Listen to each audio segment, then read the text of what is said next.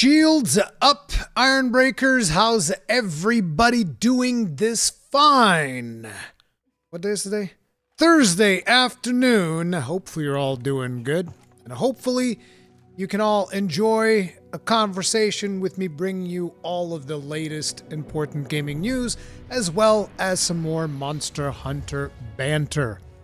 How's everybody doing? You guys been playing a whole lot of Monster Hunter Wilds, or are you going to be starting to play Monster Hunter Wilds in about 12 hours? Because that is when the beta goes live for everybody that didn't have PlayStation Plus. How are we doing? How are we feeling? Not enough demo, please give. Yeah, exactly, dude. If you haven't had a chance to play it yet, I highly recommend you check it out in about 12 hours. I've actually just preloaded on Steam. You can preload it right now. And I believe you should probably also be able to preload on every single platform. So yeah. Quick question. Can I be an Ironbreaker if you main Lance? Ironbreakers transcend. We transcend the weapon selection. Gonna see what I do at 4 in the morning. Bro, I'm actually considering doing what I did on Monday, but I think it's just such a terrible idea to do that twice in the same week. I really don't think I should do that, but I am somewhat tempted to do so. So, yeah, I don't know, man. I don't know. It's kind of rough. It's a struggle bus. We're in the struggle bus right now, team. And I am struggling indeed. Let me just get a couple of things out of the way here, because I was kind of rushed. I was a little bit rushed, not gonna lie. So, there. That should be there. That could swap here. And now we should be pretty much good to go. Whew! Hot damn. Oh, right as I begin stream. Really? Go. Go.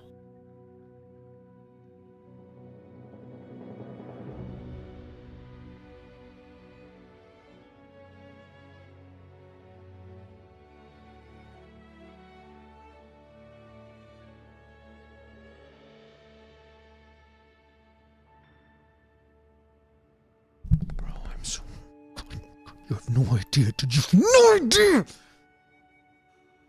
These blockchain people, they're like a cancer in my life. Like, did somebody get a hold of my phone number and submitted it to every goddamn blockchain website in existence? I am not kidding you. Every day there's a blockchain call. Somebody wants to, dude, you got to get on the blockchain. It's time to get on the block. It's like, I don't want your crypto garbage, bro. God.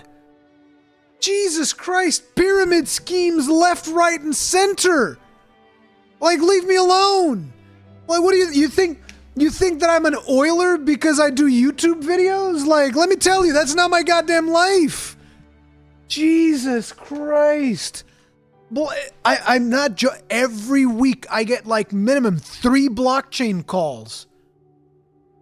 3 blockchain calls. It is insane. If only I could be so good Lord. Incandescent. Big J, thank you very much for being grossly incandescent. Tip of the hat. Appreciate the support. Thank you. Yeah, dude, it's insane. But anyway, let's get right on with the show, shall we? As per usual, at the top of the show, we have our Thanes. We have Jeremy Plays Games and Colin LaSure. Thank you very much for being grossly incandescent as Thanes, you absolute Giga Chads.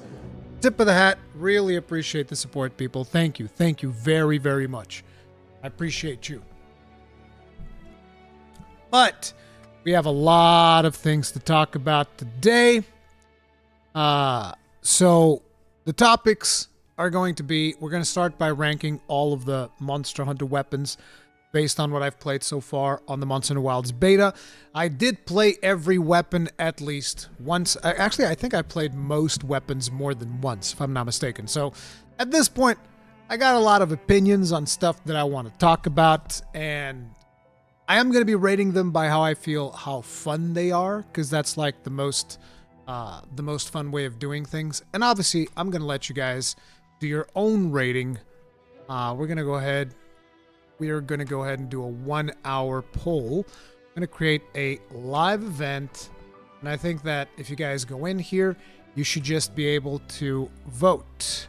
I'm going to put the link right there in chat right now. You guys can start doing your own tier list, and then we'll watch this at the end. Once I'm done making my own tier list and doing all of that good stuff, we will go ahead and we'll watch that. Does that sound good? Let me also get rid of this, because this I was hoping that this music would work out, but it's not, because apparently I've made some mistakes here. But let me just go ahead and we'll do the old Palm playlist for Monster Hunter for nice chill times. There we go. Loop that up. That'll work gorgeously. Now we're talking.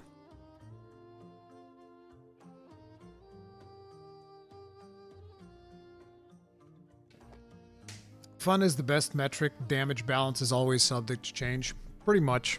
That's kind of like the way that I look at things anyway. I feel like my PCs are making some strange features. Let me just on this.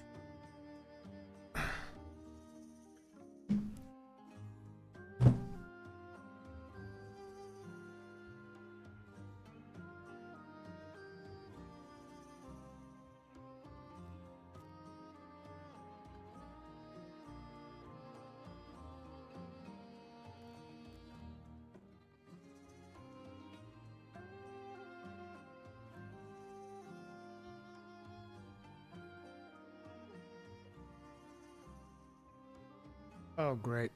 That was a mistake. I shouldn't have done that. Technical difficulty.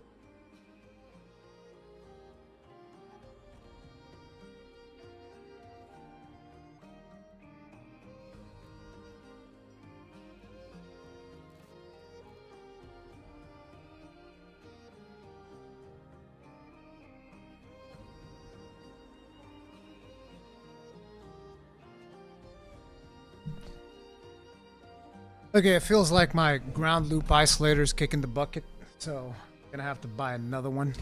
So frustrating. Doesn't matter. Right now, it's working. I just need to remind myself to buy a new one.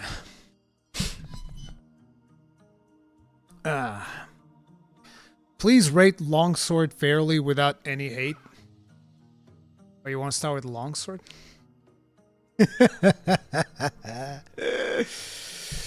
Yeah! I say we do it in the same order that Monster Hunter did the release of the stuff. It's like if we go... What the hell? Oh right, I don't have a history in this channel. Let's go ahead, check up on this, and this way I can like see which order they release stuff in. So it's greatsword, heavy, bowgun. Okay, we're gonna do it by this order. Are all the weapons here if we do this? Yeah. Okay, this is perfect. Now then, ladies and gentlemen, it begins. Let's go into presentation mode right here. We're gonna be starting the Monster Hunter Wilds weapon grading based on how fun these weapons are. And I think that balance is super important at this point in time, even though I see that there's a lot of people that are focused on damage numbers. They got their decimal damage numbers on. They're like, oh, this weapon's broken. It's like, listen, this is the beta. A lot of the stuff is going to change before we get to the final game. Wouldn't worry too much about it. I worry more about the overall feel of the weapons. Are there actually weapons that will go into D tier? I think there are a few, unfortunately. Unfortunately, I know at least one that's going to go straight up in there when we get to that. So let's go ahead and take a look. We have Greatsword coming up first. So for the Greatsword, where am I going to put the Greatsword? Yami Florence, thank you very much for being with us guys for 42 months. Tip of the hat, appreciate the support. Beta's been fun so far. Looking forward to more gunlance. Looking super cool. May give it a try. Hells yeah. So... let's take a look-see here where we're gonna play the Greatsword. I think Greatsword's gonna be A. Greatsword's really good. I think it is a ton of fun. Why would I would I put it on A rather than S? I guess it's just the overall feel of the weapon. I've never been the biggest fan of greatsword. I think it is a really fun weapon. Don't get me wrong, but it's just my own personal vibe with the weapon is somewhat limited. So we're gonna just go ahead and put that one in A, in my opinion. A or S because I like focus mode. Yeah, focus mode is really a massive improvement for the greatsword, and I understand that probably anybody that likes greatsword, they're probably going to put this, you know, anybody that actually plays the weapon consistently, they're probably going to put this on S, no questions asked, in my opinion. So yeah, it's a really good weapon in my opinion, and this is actually one of the weapons that has both the offset and power clash mechanics, even though, if we're being completely honest, a majority of the people that play greatsword, they're not really going to be doing the whole the power guard thing. Now, one of the requests that I've had in the past is that whenever I do these discussions, people want to see the YouTube chat. Let me see if I can actually put that in there. Is this YouTube chat? I think it is. So if I do this, does this show? Yeah, it should show chat on screen right now. So there you go. I've had a lot of requests for whenever I do these streams to show chat so that people can see what people are talking about. So there you go. Do that. And now continuing on. Yeah, greatsword's an A. I think it's a solid weapon, super fun weapon. It's not the type of weapon that I'm super interested in playing. Although I will say I have considered greatsword as like a really good secondary weapon for me. And the reasoning behind that is because one of the biggest frustrations that I have as a gunlance, and you guys know this because a lot of you guys actually watch my streams when I'm playing the game. One of the biggest frustrations that I have when I'm playing gunlance is like, I want to chop a tail, right? I'll want to chop a tail, and then you're like sitting in there with your gunlance, and you're like, oh, it takes so long to chop the tail. So I almost consider bringing the greatsword in just so it's like, all right, here's what we're going to do. I'm going to chop a tail. Then after I chop a tail, I swap to the gunlance and then finish off the mod. It's like, whenever I want to chop a tail, bring this big, meaty chonker of a sword, chop that tail, and then put it back in my bag. 10 Uki, thank you very much for the souls. Tip of the hat. Appreciate the support. Thank you. Don't roast Insect Glaive, even though you read my complaint during stream. I just needed time.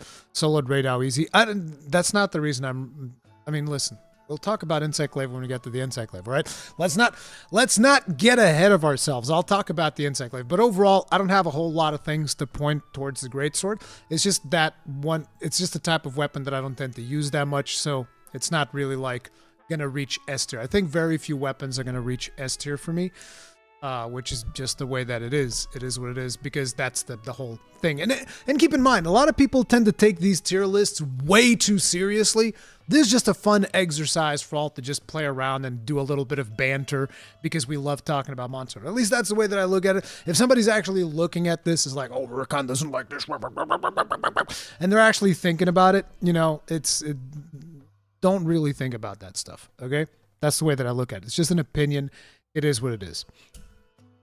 Now, next weapon after greatsword, the heavy bowgun. Okay, so heavy bowgun is actually going to go into B for me. I'm not going to lie, bro. I'm not going to lie. This is a big shift because like usually bowguns and bows for me, like you might as well just put all of them down here. Because I don't care about ranged weapons, okay? This is just to set you guys for a baseline, right? This is usually where my baseline is for ranged weapons, okay? But, bro, when we fought right now with a heavy bowgun, it's just, the thing that I really like about the heavy bowgun now is that you use this special ammo. And, we use the special ammo a lot more often than usual. We're kind of had to go into Cowboys chat and pull you over. First time you did a tier list, so I'm sure you're taking it pretty seriously yourself. Oh yeah, 100%. But this is not the first time I'm doing a tier list. What? But anyway, so back in Monster Hunter World and Iceborne, one of my favorite things about the heavy bowgun was using the special ammo, because I remember it's like, bro, Wyvern Heart just feels so good. Like, Daka. I love the Daka. DACA is phenomenal. I love DACA. The thing that I don't like about ranged weapons is I don't want to deal with crafting ammo. I don't like it, okay? I understand that it's a big part of it. I don't like it. And it's weird because usually I like the inconvenience aspects and all that, but limited ammo is something that I always struggle with in video games because I just want to go ham, okay? I like going ham. I like unloading nonstop. And if you limit my ammo, it doesn't let me go ham, and that's usually frustrating for me. There's a reason why I play the gunlance, because it has infinite ammo. Shells never get spent. So, you know, even though it's not the most powerful, it lets me shoot, but it doesn't, you know, it doesn't actually spend the ammo. I always say this, but back when I played Tokiden, my main weapon, the first time that I played Tokiden was the bow. Second time I played Tokiden, which was Tokiden Kiwami, my main weapon was the rifle. I like using ranged weapons in hunting games. I just don't like dealing with ammo management, okay? Yes, this is a tier list based on enjoyment. And the DACA of the heavy bowgun feels great. So I like doing Wyvern Heart back in World and Iceborne, and I love doing, is it ignition mode, whatever it's called? I like that. I like the way that the wound breaking works, because you basically like load up a rocket into your ignition mode gun and you charge it up. You shoot a big rocket at the monster, then it explodes, big damage on the wounds. Feels really good. Feels really meaty. The reason it's in B tier for me is because it still has a decent chunk of ammo management. And I understand, it's a core identity of the weapon thing. It's not like a knock on the weapon. It's just, you know. But it does get raised up to B because now the main ammo types are infinite. So, for instance, the one that we have in the demo has normal ammo 2. And you can just fire that forever, which is great. You don't run out of normal ammo 2. That's absolutely awesome. So that's why I like it so much. I think it's a really fun weapon, but again, because of ammo management and my own personal preference when it comes to that, it sticks to B. Oh man. Insect Glaive really was number 3, huh?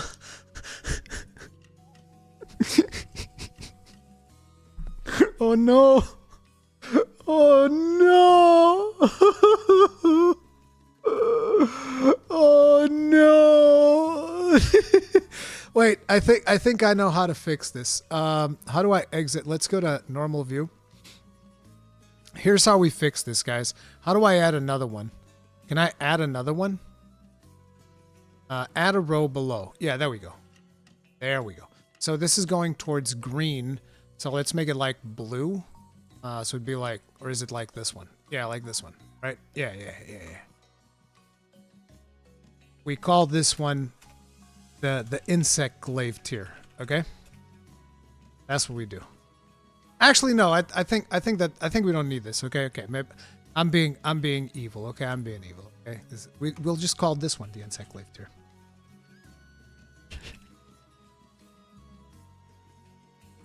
There you go. That's where the insect glaive goes, right there, right in the bottom. It has a whole. Listen, this is a weapon that is in a league of its own. Okay. In Monster Hunter Wilds, this is a weapon that is in a league of its own. All right.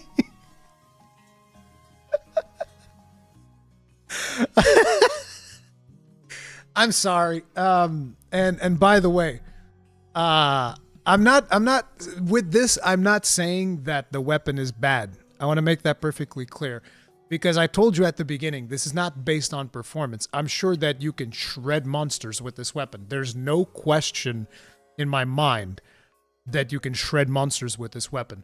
The reason I put it there is because, like I said, this is based on fun, and I didn't find the weapon fun. I did not think that it was fun. Again, personal opinion. If you like it, bro, play it. If you like the weapon, play the weapon. I think you're going to enjoy the crap out of it, because a lot of the weapons in Wilds, they just feel fantastic, okay? But for me, the insect glaive, out of all the weapons that I played, was the one that felt the worst. And the reason why is because of... It's not the helicopter. A lot of people think it's the helicopter. It has nothing to do with the helicopter. I want to make that perfectly clear. I don't care that much about the fact that, oh, you can't do the helicopter pogo vault. I don't care. The reason I don't like it, it's because it feels super awkward the way that you're supposed to play it. So to give you guys an idea, if you guys haven't played the beta, in order for you to go into focus mode, you have to like hold down on L2, or you can press L2 to go into focus mode. But then you're supposed to be attacking and constantly turning the camera to face your target. And for some reason, it is way more awkward with the insect glaive than any of the other weapons that I've played. I can pretty much use focus mode on any weapon, and on the insect glaive, that is the weapon that is the most dependent on focus mode, because whenever you go into focus mode, your kinsect attacks alongside with you and gives you extracts and does all these crazy things. I feel like I can never aim the weapon properly at the monster. And you can say skill issue if you want, and I've seen a lot of people already say skill issue. That's fine. That's fine. But that's why it's there, because it didn't feel good. Isn't copter spam bad DPS anyways? It is, but to me, like I said, it has nothing to do with helicopter spam. It doesn't feel good to play. I've done several hunts with it, and it just doesn't feel good to play. Then there's another issue. One of the biggest moves of the weapon is this spinny slash thing that you get to do, and that consumes all of your extracts, but the idea is that if you land the move on the monster, your kinsect's going to hit a bunch of times and collect a bunch of more extracts so that you get your extracts back. So it's a high-risk move that is meant to reward you if you land it and punish you if you whiff it. The problem is, even if you land the move on pretty much every... Maybe Ray Dow would be different. I guess in Ray Dow you might be able to hit him a little bit better with the spinny slash, but I haven't really tested it. But like, if you're fighting Balahara, you're never going to get all your extracts from Spinny Slash. It's never going to, okay? Never going to happen. If somebody tells you, oh no, I hit the Spinny Slash from Balahara, got all my extracts, that person's lying. You're hitting Chattacabra, you might get it, although it's probably going to be rough. And you're fighting Doshiguma, I don't know, did I fight Doshiguma with Insect Glaive? I don't think I fought Doshiguma with Insect Glaive. Like, I'm telling you right now, most of the monsters in the beta, you're going to hit that thing, and it's never going to give you your 3 extracts back. So the idea is going to be, okay, first you make a wound, but then you don't break the wound, and then you do your spinny thing, and then you do the focus strike from the air, and that is what's going to give you your extracts back. And it's just this really convoluted thing that you're expected to do. And then the charge attacks, they don't feel very good, because now the Insect Glaive has like a charge attack where you're supposed to charge circle, which is weird because I never looked at the Insect Glaive as a charge type weapon. I always thought Insect Glaive is almost like dual blades, but for people with brains. Okay, that was evil. That was... Chat, don't cruise. Okay, I know you guys are like, I know you guys got your pitchforks and your torches. That was a joke. All right? That was a joke.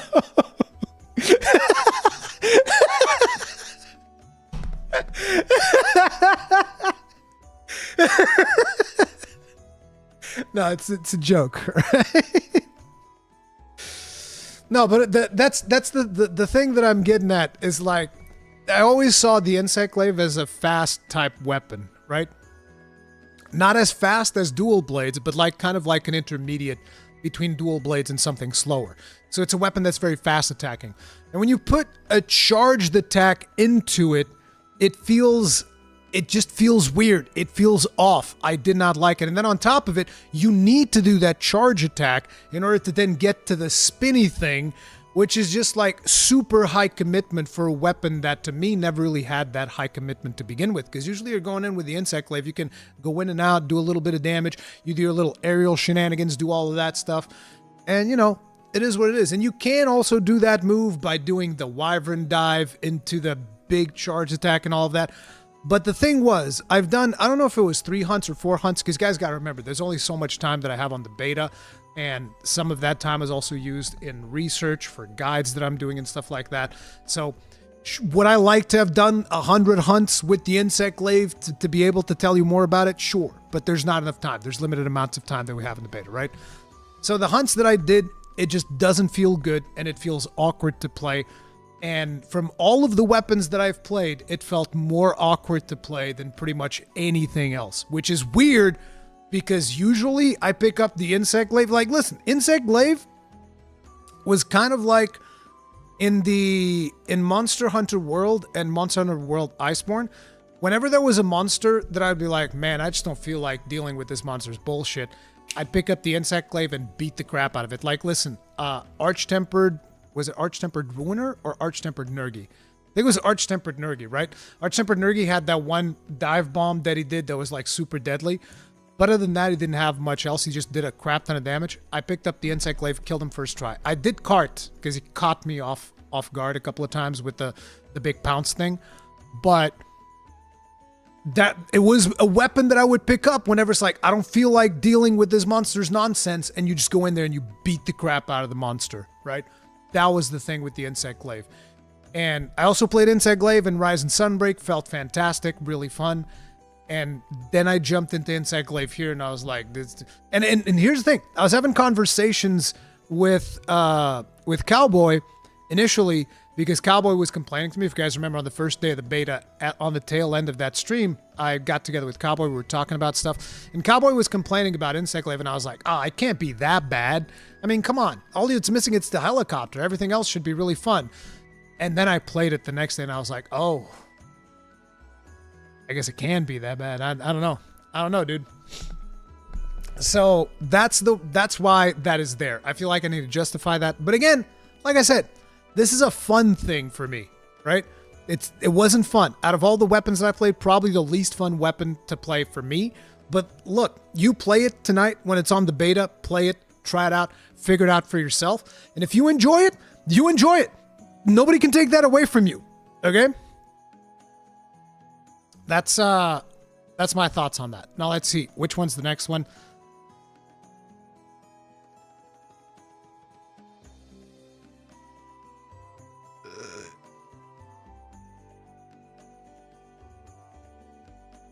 Yeah!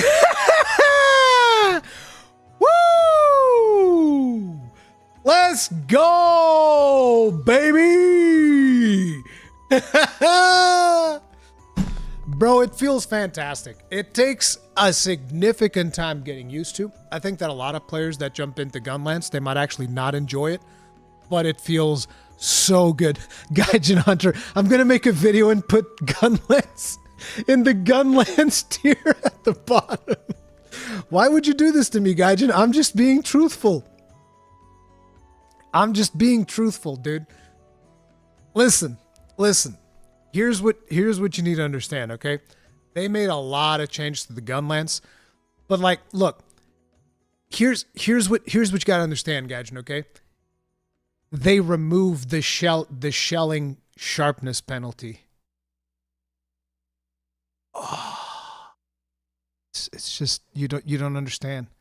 Like I need you guys to.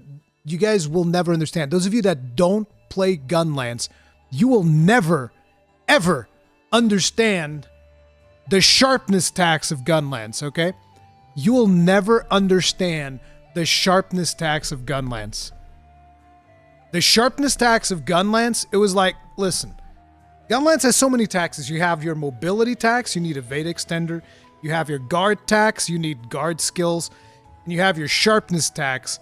And you also have the fact that your shells never scaled. Now they scale. Your shells actually scale with attack. Shells are better integrated into the moveset of the weapon. The sharpness is not punishing. It's just like, bro, there's so many good things about the weapon. The thing is, it takes a lot of getting used to. So it requires a lot of skill to actually get used to it, to play it properly. And I'm not even there yet, because it's actually one of the harder weapons to play now, in my opinion. It's actually really hard to play. But they've added guard points into the middle of the combos. The combos are really crazy cool. Like, whenever you go into wide sweep, you can go into full multi-blast, whatever it's called. And whenever you do a stake, you can do a faster wyvern fire. After you do a wyvern fire, you can do a faster wyvern fire. And it's like, bro, it is absolute peak. Okay? It doesn't get, I think it'll be very hard to get any better than this. Okay? By the way, can we get some likes in chat for the gunlances? Over 2,000 people in chat right now. I appreciate you tuning in to watch Khan's Anvil. If you guys enjoyed these streams, hit the like button, subscribe, bell notification icon, all that jazz. It really helps me out, and it's free. Thank you. I appreciate you. Anyway, continuing onwards. So yeah, gunlance, top tier. No ifs, ands, or buts about it. It is, to me, it was the most fun weapon by far. As a matter of fact, if I wasn't creating content for the game, I wouldn't even touch another weapon. Okay? And it's been very rare where I go into a Monster Hunter game and I'll be like, I don't even need to touch another weapon. Okay? Because that's how good the gunlance feels right now. If I wasn't making content for Monster Hunter, I wouldn't play any other weapon. The gunlance would be enough for everything that I want.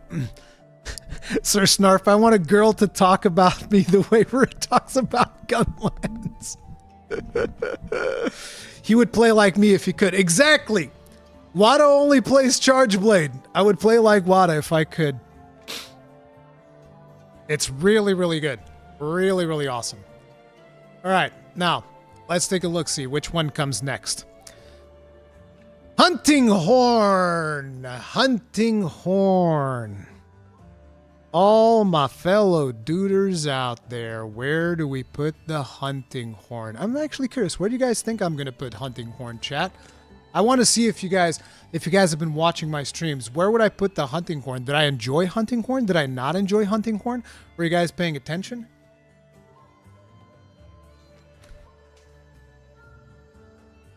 I see that a lot of people have been watching my streams. So we're gonna go ahead and we're gonna put the Hunting Horn where it belongs. Gaijin Hunter, thank you very much for the souls. Tip of the hat, appreciate you, brother. Tomorrow I get my hands on the game and I hope to laugh about how you didn't like Insect Glaive and Lance. I never said I didn't like Lance. Next Third Fleet might be a hot one. Are you committing to a Third Fleet next week? Is that what we're doing, Gaijin? Are we confirming right here on this here Khan's Anvil? Are we confirming a Third Fleet podcast for next week so that I can start working on my on my skit? Hell yeah. You guys heard it. You guys heard it. Gaijin Hunter confirmed. Third Fleet podcast next week, baby. Third Fleet podcast. Let's go. Woo! That's what's up. That's what's up. Gaijin confirmed it. It is what it is. Now then, let's go ahead and let me tell you guys where we're going to put the Hunting Horn, all right? A lot of people in this chat have been paying attention to my streams. I appreciate you guys. And here we go. Here we go. Listen. Listen. What? What? Oh. Oh. Ooh, you know the Shaq meme where it's like, ooh. Now we're going into the McMahon meme where it's like, and then he falls over. Whoa! Yes! S tier. Bro, the Hunting Horn is so good. It feels so... This is the best... I think this is the best the Hunting Horn's ever felt. I liked Hunting Horn and Rise and Sunbreak, but I understand why a lot of the Hunting Horn mains didn't like it. I get it, because the weapon was very different. This feels like the evolution of Hunting Horn going from World to Wilds. Not even Iceborne to Wilds, World to Wilds. And Hunting Horn is absolutely one of the most fun weapons that I've played in this beta. Okay? And I know that a lot of people are still thinking about the whole pocket horn situation. And it's like, listen, if you want a pocket horn, you pocket horn, do whatever you want. But I'm telling you, if I pick up the Dude Stick, I am jumping in there to do the little 3 bubble things. You do your little 3 bubbles, which, by the way, also buff you with evasion, which is so good. And you do your little 3 bubbles, then you give them the wound break, and you play your notes, give them the echo bubbles, and then just like, and now let me beat you with the saxophone, beat you. And it's like all the bubbles popping up is like everything. A lot of times I don't even understand what the hell's happening, but it just feels so good, dude. It feels so impactful, dude. This is the most fun I've ever had with Hunting Horn, and it's not even close, okay? You guys need to understand, I did that my tips video for Monster Hunter World. It was a struggle to even get footage because I could barely play the damn weapon. It's like, I can understand how this weapon works, but actually playing it,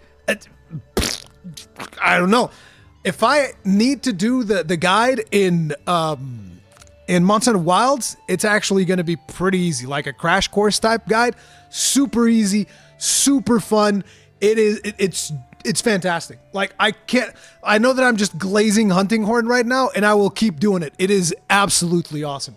Cannot recommend it enough. Cannot absolutely recommend it enough. Oh, and the offset. Yeah, we even did the offset for it is actually so cool as well. So the way that the offset works for the hunting horn is you play a music, which was a little bit more complicated. It's got 4 notes instead of 3.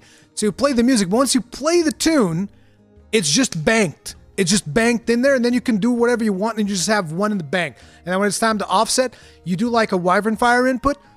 Bam! Your character dodges backwards and slams it into the monster's face. It feels great. I don't even think I pulled off the move. I hit the monster with it, but I didn't pull off the actual proper offset. But it's so good. It is so good, dude. Feels absolutely fantastic. No questions asked. Feels fantastic. So now, let's see which one is the next one. We are going to go into... Oh, God.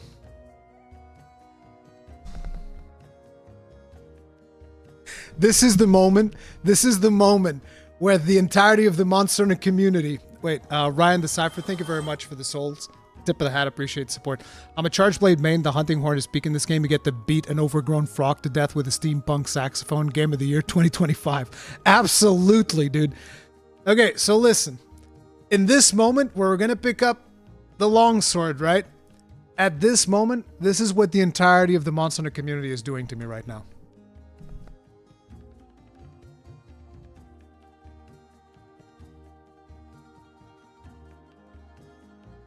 They're just like looking dead into my eyes, being like, go on. Go on. What you got to say? What you got to say, Rurikhan? Like, dead into my eyes, the whole of a Monster Hunter community looking at me going like, go on. Say your piece. What you got to say? What you got to say? Oh, my God. I don't know, dude. I don't know how I feel about the longsword, to be completely honest. I've never been a big fan of the longsword because of the amount of counterplay that it does. I think that there's one issue with the longsword, which is not exclusive to Wilds, where it always seems to be somewhat overtuned in the latest games. And I don't care about this. This doesn't matter to me, but there's this misconception that I hate the weapon because of that. I don't. The thing is, a lot of people keep baiting me, asking me things about the longsword, and then they don't like my answer, and then they get mad, and then they argue with me, and then I argue back, and that's what generated the longsword meme. I actually don't care. I think that in this game, longsword is A tier. And the reason it goes to A tier is because it feels fun to play, it feels super powerful to play, but at the same time, in a lot of ways, I feel like it is losing the identity that it's had in the previous games. And this is not just me saying it, by the way.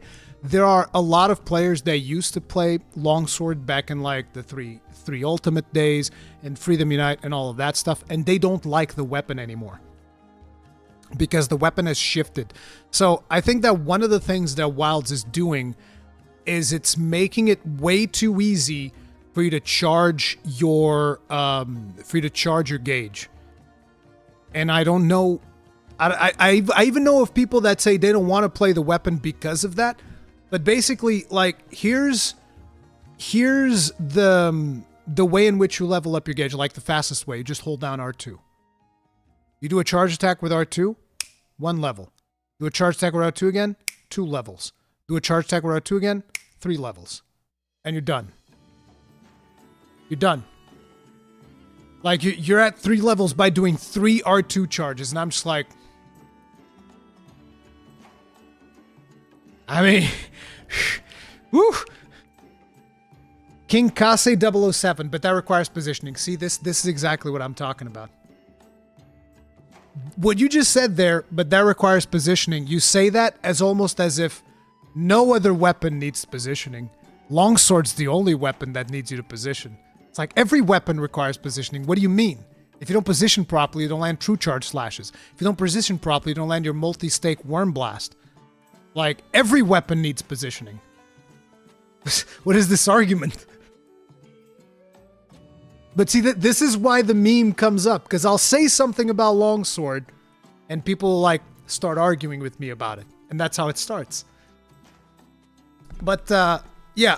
I think the weapon's super powerful, feels super fun, but at the same time, I don't know. There's something about it that I think even longsword mains will feel that it's off.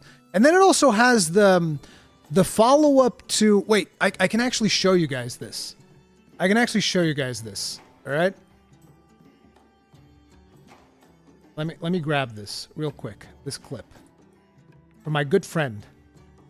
I have a good friend of mine who made a clip. You guys may not believe he's my good friend, but I met him at Gamescom. And we had lots of conversations. He's an awesome dude. It's Peppo. I want you to watch this clip, all right?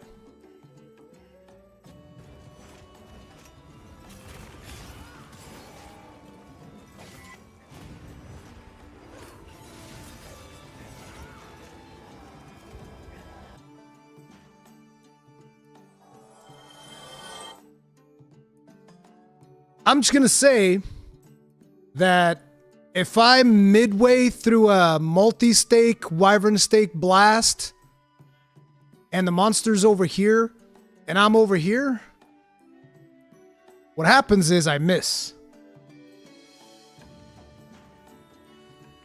But longsword mains don't have that problem. Like, look at this.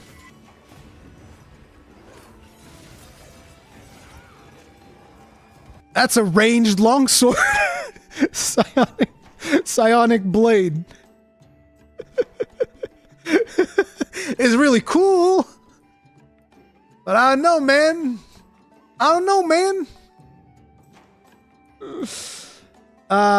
Someone, thank you very much for the souls. Tip of the hat, appreciate support. Thank you. I appreciate this unbiased take of longsword. I mean, like I said, I don't have anything against the weapon. This is all a big meme that people have completely blown out of proportion. They feel the same way about bow because I tweeted that bow's Capcom's favorite child as a meme, and everybody somehow took that seriously. It's like, bro, it's a joke. I joke about this shit all the time. I don't care. I'm a longsword defender and I don't like longsword and longsword users getting memed. That being said, unlike they kept Rise ISS, that is safe. 2, I don't like rolling out of Helmbreaker. Fair take. Okay, well, you know, it's like, again, I don't want ever, and I want to make this perfectly clear so that everybody understands. I never, ever, ever want you to take something that I say about any weapon in this game and then shove it in somebody else's face because that's the weapon they're playing. If you do that, I disavow that, and I think that you're a bad person. I want people to really understand this. I like memeing, I like having fun, I like making jokes. And I don't want people to take my jokes and make somebody else feel bad about their choice of weapon. These are jokes. We're here to have fun. I don't want to see anybody harassing longsword users or bowgun users or bow users. I don't want to see that shit. I don't want the community to be divided. I don't want none of that. I want everybody to enjoy whatever weapon they like playing. That's it. That is it. At the end of the day, I just want people to have fun. Like, listen, you're playing Monster Hunter, you use light bowgun, having fun? Cool. Using gunlance, having fun? Cool. Hunting horn, having fun? Cool. That's all I care about. If you're using a weapon and you're cheating, fuck you. I don't want people cheating in a multiplayer game. If you're cheating by yourself, that's fine too. I don't care. But if you're playing a multiplayer game, just don't cheat. That's it. That's it. That's the way that I look at things, you know? And I wish that people wouldn't take some of the stuff that I say and then try to, like, justify hating on a weapon and criticizing other people for their weapon choice. It's a waste of time. We're just here to have some fun. That's it. Now then, that's longsword. I put longsword in A tier. Next, we have the Charge Blade. And this is a weapon that I really like. You guys know I like the Charge Blade. So how do I feel about Charge Blade in Monster Hunter Wilds? Boom! Feels good. Feels good. Movement feels good. You know, charging up the files feels good. Overcharging the files feels good. Then you move to charge up the shield. I like it. There's a lot of good stuff about the Charge Blade. Feels absolutely fantastic. There's a couple of things, which is, I already know that the community is going to have this notion that, oh, we need to bring the barrel bombs to do the block to then go into SAD. And it's like, listen, as my friend Wada will tell you, my friend Wada that literally only plays Charge Blade, plays no other weapons. He's like, you can probably even deal more damage with the new combo in a wake up because you can keep following up on the attack and then do the SAD at the end. So to be honest, like, I think it's fine to do wake ups with Charge Blade with the regular, just like amped elemental discharge into SAD. That's fine. It's perfectly fine. I don't think you need to carry around the barrel bomb like people were doing for Greatsword and Sunbreak to be more optimal. Like, I think the weapon feels like a ton of fun. It is going to require a little bit of an adaptation period from people, I feel like. But, yeah. Ryan the Cypher, thank you very much for the souls. Oh, no, wait. I already did this, didn't I? Yeah, I did. I was still seeing it in my screen for some reason. Sorry, yeah, but thank you. By the way, I know you've talked about it yesterday. I missed the stream, but you can do SAD from a normal Garden Well. Okay, you can. You can. Here's the reason why I thought you didn't. It's because it's based on your knockback, and I never bothered doing it, because usually you just go guard point into SAD. So I always just thought it was guard point only after a while, because I always did it with a guard point. I disagree. Best damage output playstyle is to use Savage Axe the entire the hunt, completely disregard counter playstyle. I don't... It's like, listen, if we're going to be talking about the best way to play a weapon, you're really going to be limiting the way in which you play. Okay? Like, if you're just like, no, I need to do the most optimal thing to get the run out and done and over with as fast as possible, you're getting into speedrunner territory. You're going to have to do a lot of things that a lot of players do not consider to be fun. Like, you want to, like, prep your sleeps. You want to prep, like, trap spamming. You want to prep all of these things that I personally don't think they're that much fun. I like the chaos of a hunt. You don't need to always play super optimal, then have, like, oh, I need to have the best damage output playstyle possible. I don't need that. The Charge Blade guide is gonna be like, listen, guys, the guides that I'm making from the beta, these are just like starter guides. I'm not gonna go like super in depth with a weapon because I'm making a guide for a beta. Like, you know, I'm just giving guys a couple of pointers as to how to get started. Like, for instance, the Charge Blade guide, I teach people how to do the charge double slash followed with a triangle attack to load up their files. Not even go much further than that. You know, in terms of teaching you how to fill up your files. Because I mean, if you want to do a proper Charge Blade guide, you're talking about like an hour-long guide to really go over all of the moves and all of that stuff. So yeah.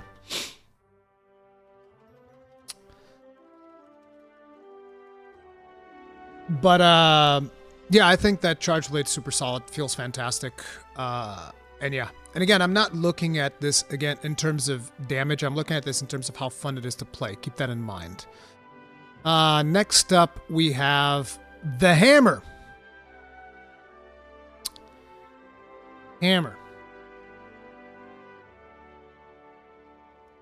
Hammer's a tough one. Hammer is a tough one. Do you guys know if you can still do the spinning bludgeon from sliding? Because I haven't been able to do it. I might be doing some inputs wrong or something, because I only did like 1 or 2 hammer hunts. I didn't do too many of them. You can still do the aerial spinning bludgeon from sliding. Okay. Okay, that's one of the questions that I had, because I didn't know if you could do that or not. I wasn't able to do it in the beta. I must have been doing something wrong. In that case, yeah, I think it goes into A tier. It's a lot of fun. I would consider even putting it into S tier. But I found that its offset move is a little bit unwieldy. Like, I wanted to use the offset, and I always found that to be a little bit unwieldy. I think that if I played the hammer more, it might potentially reach S tier, but right now it's just sitting at A. It is a ton of fun. Feels very meaty, doing big bangs, doing the new, what's it called? The new mighty charge or whatever it is, where it goes like, it's like the meme.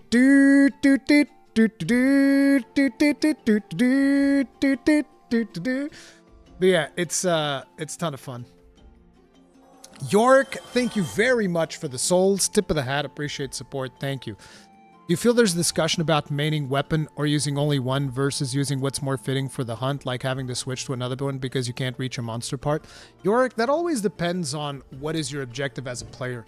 So like, if I want to chop a tail, and I feel like I'm having too much of a hard time with my weapon to chop a tail, I think you can swap to another weapon and chop that tail and get it over with, if that's something that you want to do. But at the end of the day, you should play what is fun for you. Like, I know that I've done a lot of matchups in my recent Return to World playthrough that I was like, man, this feels miserable to play with the gunlance, but I kind of forced myself through it because I wanted to.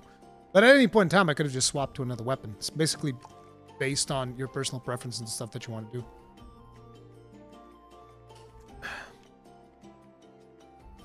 Hammer lost spinning golf swing. No, it hasn't. I've done it. The one where you're spinning and then you do the golf swing? Yeah, you can still do it.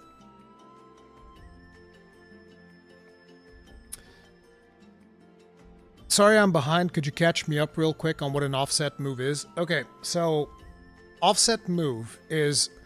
You know how the greatsword, for instance, has a move where if you press triangle and circle, it does this thing where the sword just goes like up like a greatsword uppercut type of thing? If you land that specific attack against certain attacks the monsters are doing, kind of like a parry, it's not for every attack, it's only certain attacks that the monsters do, and you land that, you're going to get like a special effect, and the monster's going to fall over to the side, and then you get to do a follow-up attack. That's an offset move. And that's what I was saying with the hammer. The hammer's offset move, from my experience, felt a little bit more unwieldy. Because like I played I played all the weapons, and the offset move on the greatsword feels fine. As a matter of fact, I was practicing that last night. Let me see if I can show you guys. I have some footage where I was practicing some of the offset attacks. No, this was when I was practicing power clashes. Like, I was running around here with the greatsword, and I was just trying to do offset attacks. I think I got like 2 or 3 off. Like, see this move right here? That's your counter. That's your offset move. It's a little bit tricky to get it off, because I don't have a lot. There, right there. That's your offset move, and then you can do a follow-up into that. Like, see? Let's see if I can show it again. That one almost was an offset move, but I did it a little bit early and I just interrupted him. But in here, I'm just trying to time out those offset moves. It is tricky as hell. There. That's the offset move, and then you get the follow-up with a true charge slash, which is really cool. Yeah, that's an offset move. And with the greatsword, it feels like you can do offset moves fairly consistently. And with the hammer, I really, really struggled. No, not all weapons can offset. Not all of the weapons can offset. So, yeah. What's hammer's offset move? So the hammer's offset move is, it's got a couple of ones, but it's basically the golf swing. So whatever route you take to get to the golf swing, you can hold the golf swing for a little bit longer. But whatever route you take to get to the golf swing, whether you get to it from the spinning bludgeon or you get to it from triangle spam, once you get to the golf swing, you can hold it down for a little bit and then you release it and you hit the monster at the right time. And I found it harder to do that on the hammer than on the greatsword, for instance, as well as on switch axe. It was also way easier to do on switch axe as well. Well, the greatsword is more than twice the range. Yeah, but that's the thing. That's the main reason why I put it on A. Like I said, I can very easily see hammer being pulled into S from me if I get to play it more. It's just one of those things where there's only so much time that I could do, so right now it's sitting on A. But the hammer feels fantastic. That's the way that I look at it.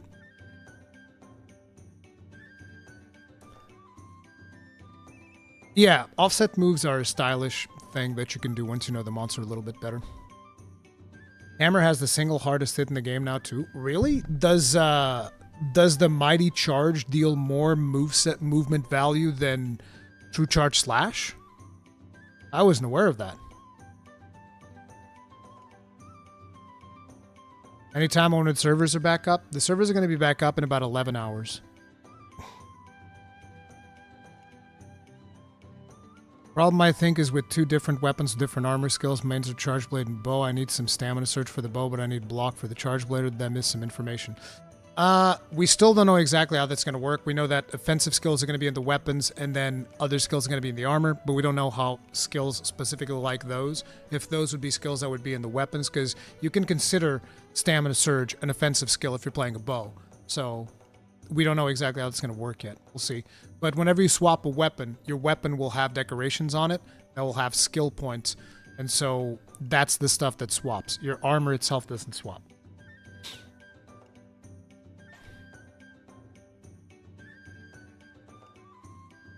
How do you know if a weapon has offset moves? I couldn't see it in the game. Well, that's when you go and you follow my good friend Shincry.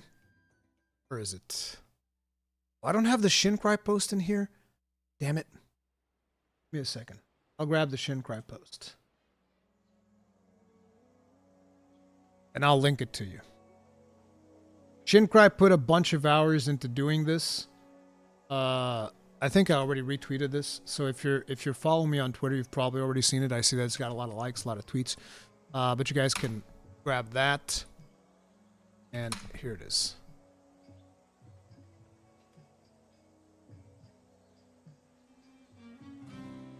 So power clashes can be done by lance, sword and shield, heavy bowgun, gun lance, great sword, and charge blade. Offset attacks can be done by hunting horn, hammer, heavy bowgun, great sword, and switch axe.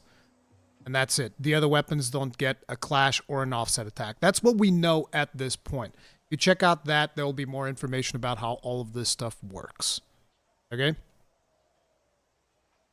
What are offset attacks? Attacks that you can do, hit a monster in the middle of their attack, and it works kind of like a parry, and it gives you a nice little follow-up. If you rewind the stream a little bit, you can actually see some.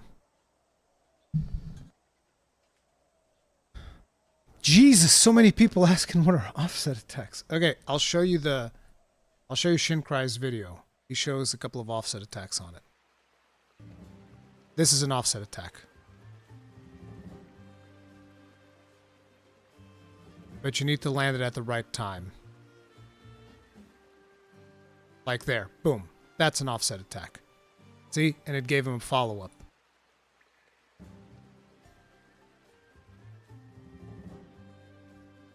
He actually landed 2 offset attacks here. I didn't realize that there was like a buildup of it.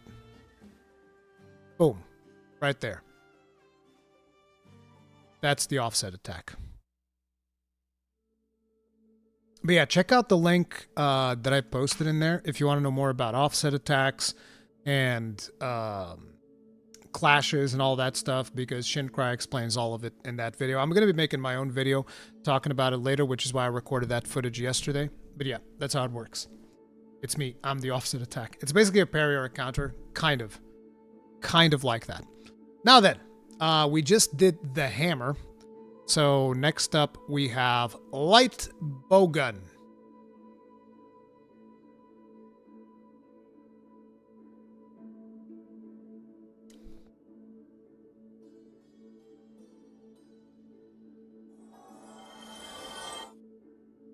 I actually don't know how I feel about light bowgun. Shinobi Ben, thank you very much for the souls. Tip of the hat, appreciate support. Thank you. You could play Veilguard until the servers are back. I haven't gotten my review code yet. We're gonna talk about Veilguard as well a little bit later in the stream. Yeah, I don't know how I feel about the light bowgun. What are you guys thinking? C? I don't know. I'm thinking B or C. I'll let you guys decide. I'll let you guys decide. You can actually decide this one. I don't feel particularly strongly about it. Light bowgun. B. C.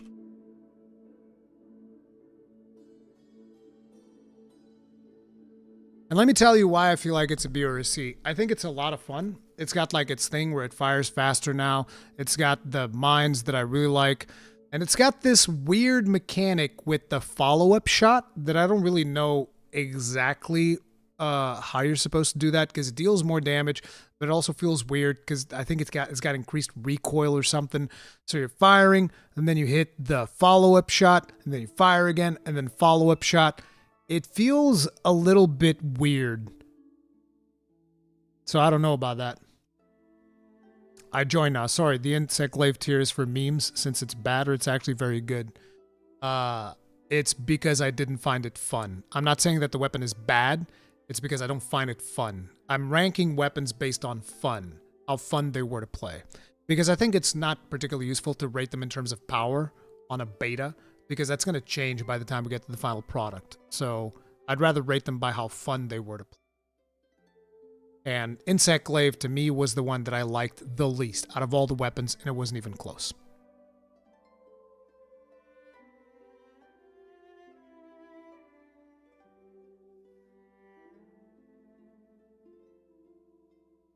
So I guess that most people don't really care that much either. I think I'm going to put it next to the heavy bowgun, although heavy bowgun more fun.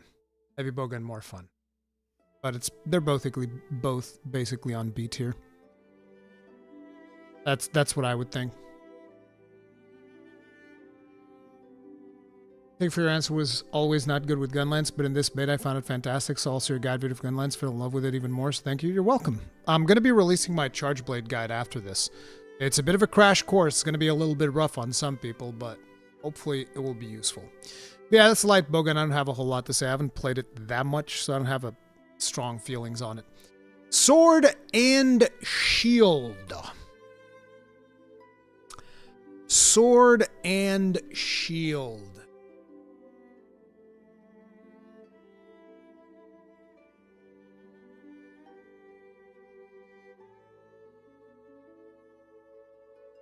I don't know if it's A or if it's S.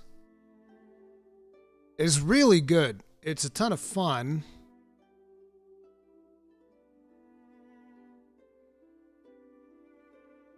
But I'm going to put it on A. I'm going to put it on A.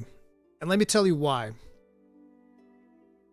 The sword and shield is missing something for perfect parries. I think that the sword and shield is awesome. Don't get me wrong. I love the sword and shield. It's one of my favorite weapons. But it needs... They should have done something for the perfect block. Because the perfect block, like, let me know if I'm wrong here. But I actually did the guide for sword and shield last night. The perfect block doesn't give you anything.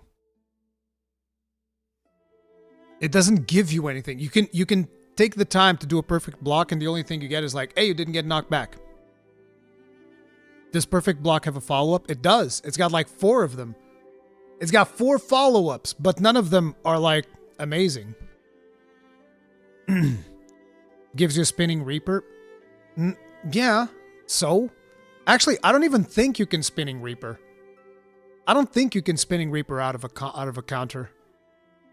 You can do the charged one, but I don't think you can do a spinning reaper. I think you get a round slash.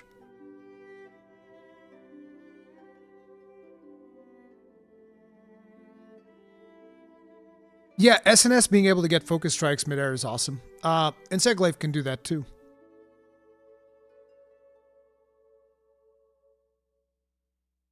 I mean, yeah, but it's like, that's the thing for me that's like holding it back, is that there's not a lot to do after a perfect block. And I kind of feel like, why? That's the one thing that's keeping it from being S tier. But other than that, absolutely love the weapon. As a matter of fact, I'd put it like here, because I like it more than all of these other ones. This is my favorite S tier, A tier weapon. It's almost S tier, but it doesn't quite get there. It doesn't. It might still end up being my second choice. Don't get me wrong. It might still end up being my second choice. I'm banning Fighting Cowboy from my chat. That's happening right now. Yeah, you're getting banned. Getting banned, sir. Sir, this is a Wendy's. Gunlance is absolutely S tier. Especially because I'm rating things based on how fun they are, which I think is what you did as well. You're also doing your rating based on fun. Oh, man. But yeah, that's why I put it on A. I feel like Sword and Shield really needs something to follow up the perfect block in order to push it higher. And I don't think it's going to get it, unfortunately. But still, it's a super fun weapon. I love playing it. Absolutely love playing it. Be cool if a perfect block could go into a faster perfect rush that required tighter timing but resolved faster. Something like that would be awesome. You can't even go into a perfect rush from the perfect block. I mean, I guess you can go into a back hop into a perfect rush, but it'd be nice to just be able to pull off the perfect rush off the bat. Like, you should get something for doing a perfect block. And the best thing you can get out of a perfect block with Sword and Shield is just, what's it called? The Charged Chop? That's it. How important is look of a weapon to you? It's important, but it's not the most important thing. SNS got the least changes, new moves out of all of the weapons. But it still feels really great to play. That's the thing. Like, and just the fact that now you can kind of like roam around the monster with Sword and Shield, which is regular attacks, it feels really good. You're attacking and moving at the same time. Yeah, what Cowboy is saying, a perfect block into Shoryuken. I mean, I miss the Shoryugeki. Although, I don't even think that the Shoryugeki is a super unrealistic move. Because I understand that, like, you know, the times that we've seen Shoryugeki is basically GU and Rise, right? So you're thinking like, oh, it's for the more arcade type of games. But I find that the Shoryugeki is not that, you know, when you have a weapon like the Switch Axe, you're going to be like, oh, no, we draw the line at somebody doing a dragon punch. Bro, come on. Switch Axe is going like, woo! It's like particle effects. Let's go. Woo! And you're going to tell me that we can't have a dragon punch? Come on now. Yeah, exactly. Exactly. Oh yeah, and Bo has like homing arrows and stuff like that. I feel like you could totally get a Shoryugeki for the Sword and Shield. So yeah, that's what's keeping it from greatness. Needs a better perfect block and maybe something a little bit flashier, but it's probably one of the best weapons for mounting. It feels super fantastic to mount with this weapon. Yeah. So that's right, put the Sword and Shield. By the way, guys, there is still... Oh, it actually ended already? Yeah, we'll look at this in a bit. How do I see this? Oh, yeah, we press this and then it shows it, right? Yeah, we'll refresh this in a bit. We already did the live one. It's already done. We're going to check that out at the end. Now, Switch Axe! Okay, Switch Axe is next.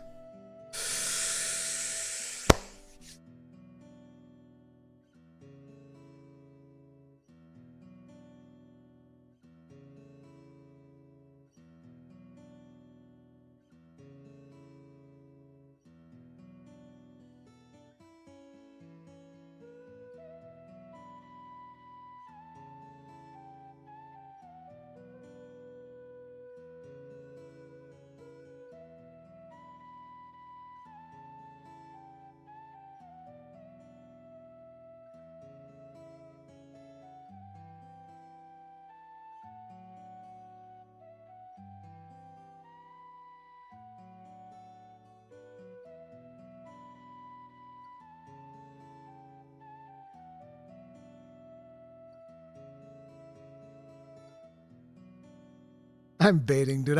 I'm baiting so hard. Just straight up farming chat engagement with pure silence. The absolute tease. The absolute tease. Nah, dude, it's S tier. It's easy S tier. It feels fantastic. And I don't even play it all that well. Like if you see me playing Switch Axe, I play it terribly, but like when you get going, when you get into the rhythm, like they've done a really good job. They've done a really, really good job with this 100%. Like I feel that Switch Axe got a lot of really cool moves. Like the follow-up to doing the regular discharge, not zero sum, but like the regular discharge, you have that follow-up where it just spins the thing around. The counter that you get whenever you put the thing down, it does the counter. The wound breaks on Switch Axe. Because the thing about wound breaks is the more you can get on your hit, the more you hit on the wound break mechanic, the more damage it deals because you get like wound break bonus. And with the Switch Axe, you jump in there, it's like, all right, how many wounds you got? I'll take all of them. Brah, brah, brah, brah. It's just like everything's exploding, popping all the wounds, And then you can still do regular zero sum discharge, which is super satisfying. You can do the regular discharge and then follow it up with the thing. And you have the offset attacks, which are actually, you know, unlike the hammer, which is the reason why I went a little bit lower. Unlike the hammer, pulling off offsets with the switch axe is way easier. It feels absolutely fantastic. Like, this is a weapon that I don't even play that well, I feel like, because I just don't have a lot of practice playing switch axe. But when you get into the rhythm of this, this is going to be one of the most fun weapons to play in the game. Hands down. Hands down, dude. And then the animations of the moveset feel fantastic too.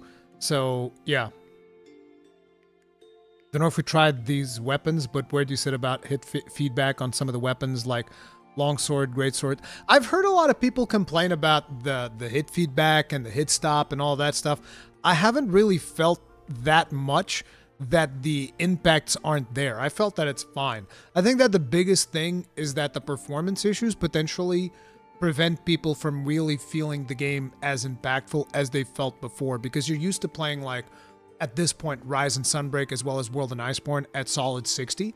And now you're playing this on PlayStation 5. You're playing it at 30 if you're in resolution mode, and you're playing it at like 45, 60 if you got it in performance mode. And then performance mode, you got like tons of pixels on the screen and all of that stuff. So I think it's harder to tell whether or not the hit feedback is there, but I feel like the hit feedback is still there. I don't have a lot of complaints when it comes to that personally.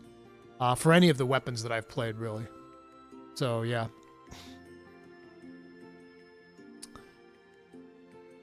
Feel like the hit feedback is not weighty, like it's just going through. I don't know if that's how other feels. I don't, XDD. Personally, I don't. I feel like the impact is definitely there.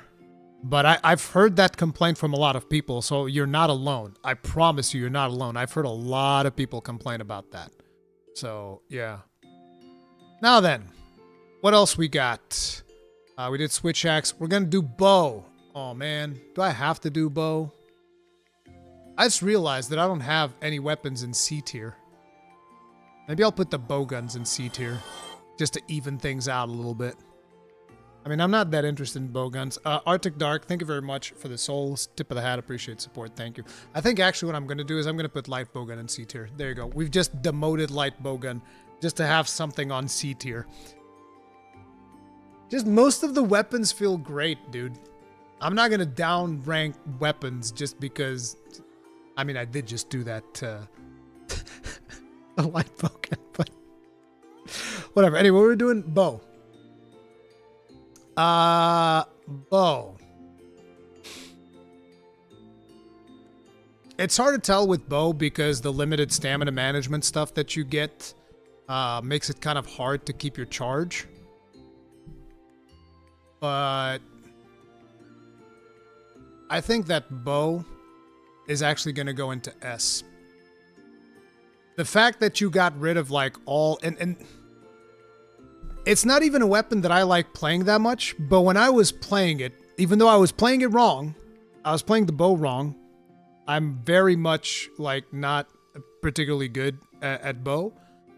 It still felt incredibly fun because you're like, oh, I'm making the thing rain, and then that combos up with the wound breaker, and then if there's wounds in the middle of there, you get the thing, and it hits all of the things, and then it shoots Dragon Piercer through the middle. It's beast. It's beast. And you have the perfect dodge as well, which is really beast. So yeah, I think that bow is going to be S tier. It's not a weapon that I'm interested in playing, mind you. I tested it out, and I don't like the rhythm overall, but I do think that it is really fun. It is really fun. And I like the fact that they've made coatings become a mechanic where you're rewarded for good play, and you can just like bob and weave. So yeah. But imagine doing that through the whole game. I feel like it would get boring. I don't know.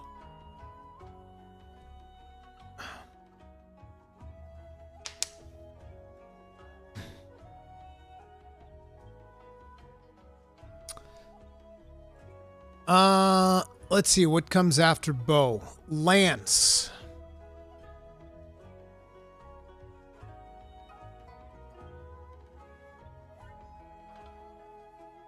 I'm thinking if I'm putting lance in A or S. That's where I'm undecided in. I'm trying to see if there's a reason why I would put it in A instead of S.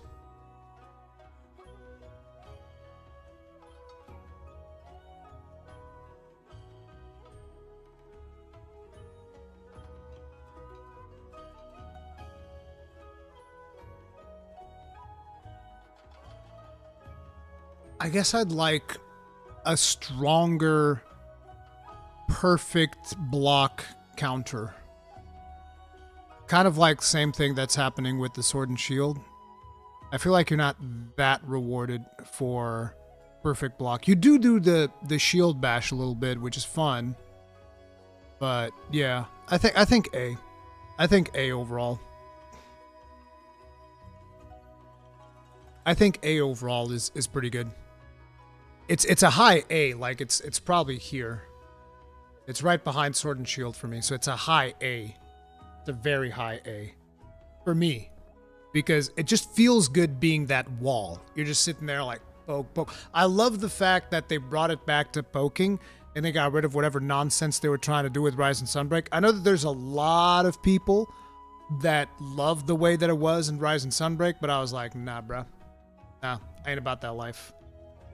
I ain't about that life. Yeah, this tier list is about how fun the weapons are to play. This is about how fun the weapons are to play. But yeah, I was super happy seeing that Lance is back to being poke instead of like, oh, poke, poke, and then charged wide sweeps. Like, bro, charged what? Oh, God. Just even thinking about it makes me depressed, that charged wide sweep, dude. And I'd keep seeing people do it in videos, and I was like, oh, God, that looks so bad. That's not Lance. That's not Lance at all. And then in Sunbreak, it was kind of like, okay, so you do the hop back, and you do the hop forward, and then you do the triple poke, and then the hop back, and the hop forward. And I was like, bro, what is this? It's like some, woo!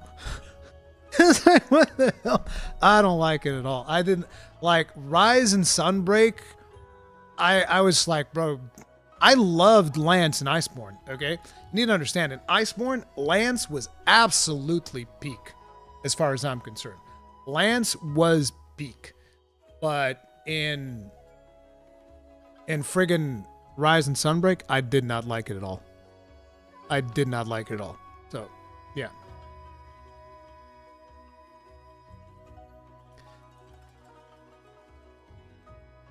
All right, now let's take a look. Final weapon. I mean, I don't even know why I came here, because, like, there's only one weapon left. Dual blades. And this is the time where I'm going to antagonize a decent chunk of the community, okay? I know you guys are going to be mad. I know you guys are really going to be mad, okay? Oh, man. I'm looking at this chat. You guys are really going to be mad. You guys are really going to be mad. There, it's done. I'm done. I'm good. Yep, I'm good. Yep. Yeah, I'm good. I'm good. Yep. I'm good. Yep. Yeah, I knew it. I know you guys are mad. I know that I'm going to get dislike bombed in the video. And yeah, I know. Listen, I feel you. I feel you. And let me tell you why. And here's the other thing, too. You guys are not going to like the reason. You guys are not going to like the reason I'm going to give you. Okay?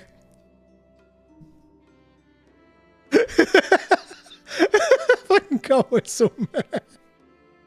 Let me tell you why, okay? Okay, listen. Listen.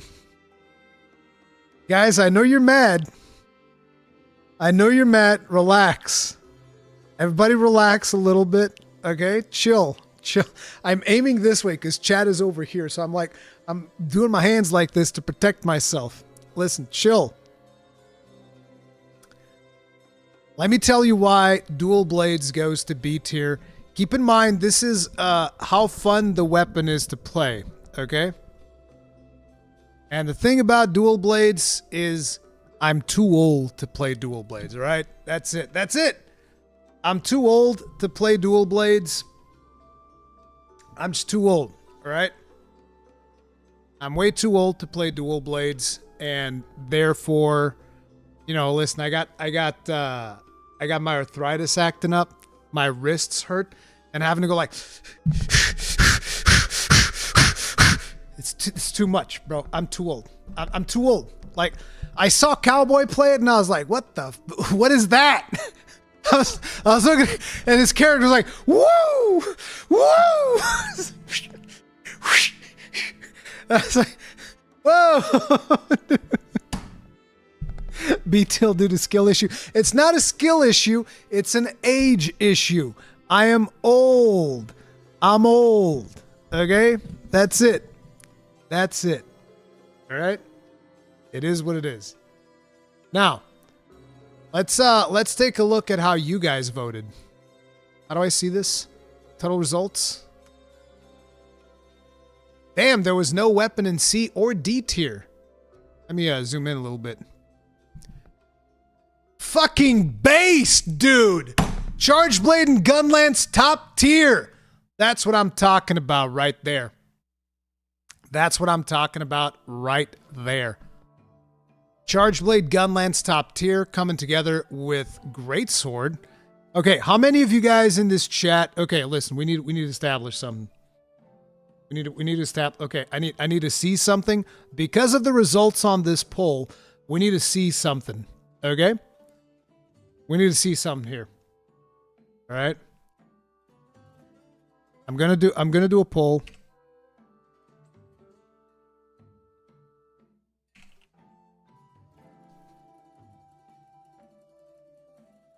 I need you guys to just answer that poll for me real quick. I'm going to assess your bias. I'm going to assess your bias levels for the Greatsword. What is going on? The poll's not even loading on my end. There's so many people mashing yes that the poll's not even loading. No?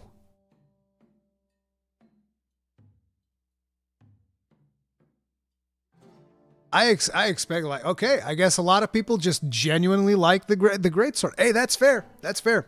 Okay? I was just checking to see your bias is all. That's all.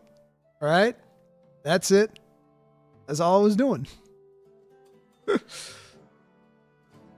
Okay, so we have Charge Blade, Gunlance, Greatsword, Bow, and Switch Axe on S tier. And then we have Hunting Horn, Hammer, Longsword on A tier. I'm surprised so many people voted Longsword for A tier. I would expect a lot more people to vote Longsword for S tier. But see, I was not wrong about dual blades. Everybody in chat roasting me about dual blades. Look at where you guys put them.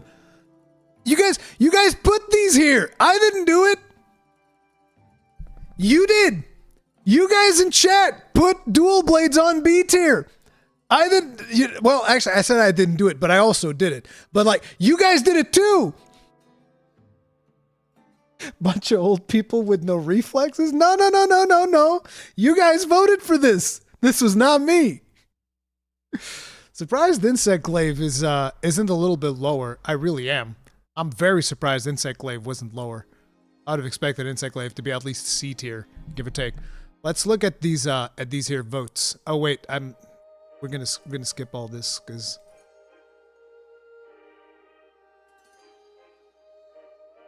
oh wait, I wanted to. I shouldn't have actually skipped this. Wait. Let's go back to Bow because Bow's the first one. Wait, Jesus. Okay, so let's look at the votes. 39% of you thought that Bow was S tier. There's a couple of people that didn't like it. But yeah, most people agreed that it was S. Okay, next one. Charge Blade. Hell yeah! 53% S tier. You'll love to see it. You'll love to see it. Overwhelming majority. We take a look at the dual blades. Ooh. Ooh.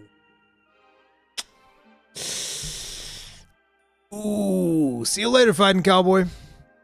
Ooh. Dude, that spread is rough. That spread is rough, bro. That spread is rough. Like, I just realized that when I rated the dual blades into B tier, we lost like 200 people. That's fucked up. We lost 200 live viewers when we rated dual blades B tier, dude. We need you guys to hit the like button to compensate. Okay, let's see. What else we got? Gunlance. Hey, what the hell? Hey, who are these 10 people? I want to know who the. Listen, I want names.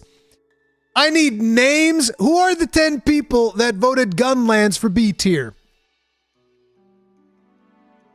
Excuse me? I want names and addresses. I will be visiting you. Like, what is this? B? I can see you saying A. A I can accept. But B? And then there's two degenerates out here that what is this? No, actually, I want the names of the people that voted it to D. That's what I need. I need to go talk. I need to have a heart-to-heart with these two individuals that voted my weapon as D tier. What the hell? Gunlance is an F for me. It is annoying. Your name is literally GL. Your name is literally GL. It was Gaijin. Yeah, Gaijin did it out of spite. Greatsword. Okay. That looks about right. Hammer. Hammer's looking solid.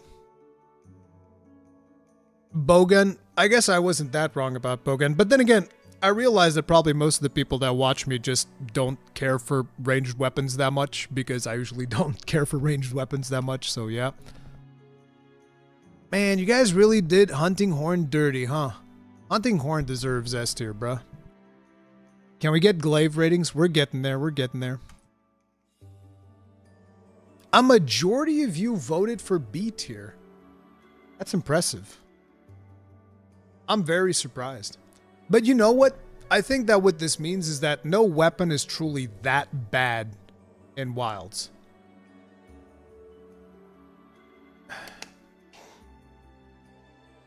Horn deserves better. It does. I think that Horn is really, really fun. I think that it's just a lot of people have this conception about Horn that it's just a support type weapon, and they don't want to deal with the support aspects of the weapon, and that's it.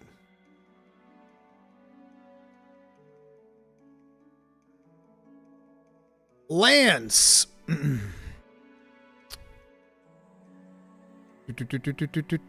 Most people voting it as B. I think that when it comes to my community, because I remember that back in the day during Iceborne, I wanted the main Lance, and nobody wanted to see me play Lance because they thought it was boring. I think that's the thing. A lot of people just don't like watching Lance gameplay, but Lance is so much fun. It feels so good to play. It's insane. Lance just feels fantastic as far as I'm concerned. Yep, pretty much what I would expect for the light bowgun. They put it on B, but it's actually tied for C. So I'm not entirely wrong. A lot of you guys agree with me that this is not as good. Longsword. This one surprised me. It surprises me that so many people go at it and make it a little bit lower.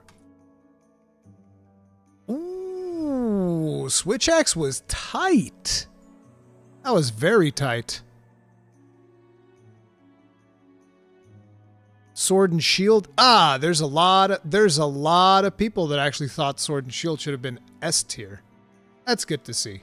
That's good to see. So it landed on B tier, but that's a little bit deceptive because if you look at the amount of votes for S and A, you actually see that people consider it to be way better than B tier. A majority of people consider it to be way better than B tier. So that makes sense. That makes sense to me. And yeah, and then we're back to bow, which was S tier. So yeah. Longsword's everyone's favorite weapon to hate on. Again, I really don't like that people use the memes that I have with the longsword to just hate on it for other people. It makes me not even want to make jokes about it anymore. You can look at average votes. What do you mean average votes?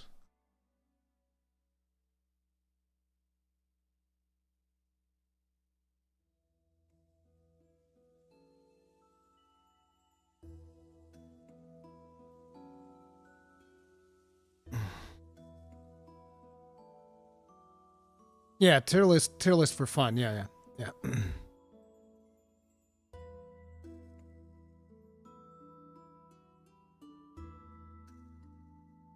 Oh, average rating.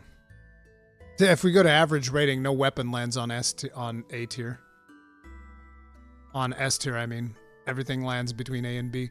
This is actually a good sign, because it means that everybody likes something different about these different weapons. And even the weapon that I like the least is only considered a B tier by most people. So it's a good sign for the weapons of Monster Hunter Wilds as far as I'm concerned. Again, remember, this isn't like... You know, this isn't something that actually has any influence on anything. So yeah, it's just a thing that we did for fun. I hope that you guys enjoyed it. Because that was the whole point.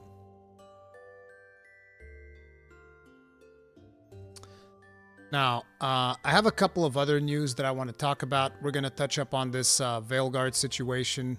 But before we do, I want to give some shout-outs to the Longbeards.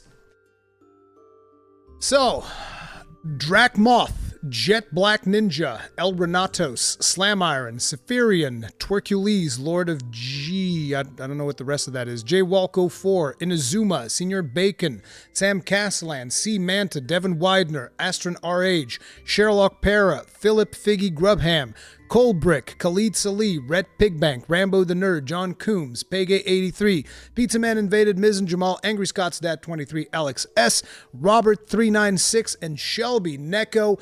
Thank you very much for being grossly incandescent. As Longbeards, you Giga Chads, tip of the hat. Appreciate the support. Thank you. Thank you very much.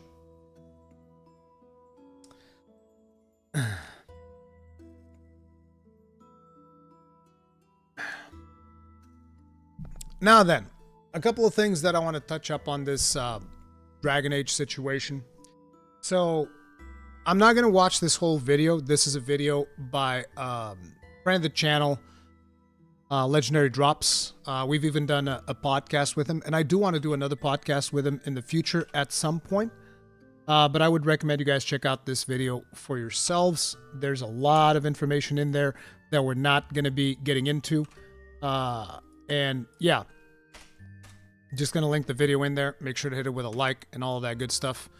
But I wanted to show you guys a couple of excerpts of this. And one of them is the very beginning of the video. And now we're going to skip around to 1630 to give you guys an idea of what the topic is that I want to tackle. I'm shocked. Genuinely.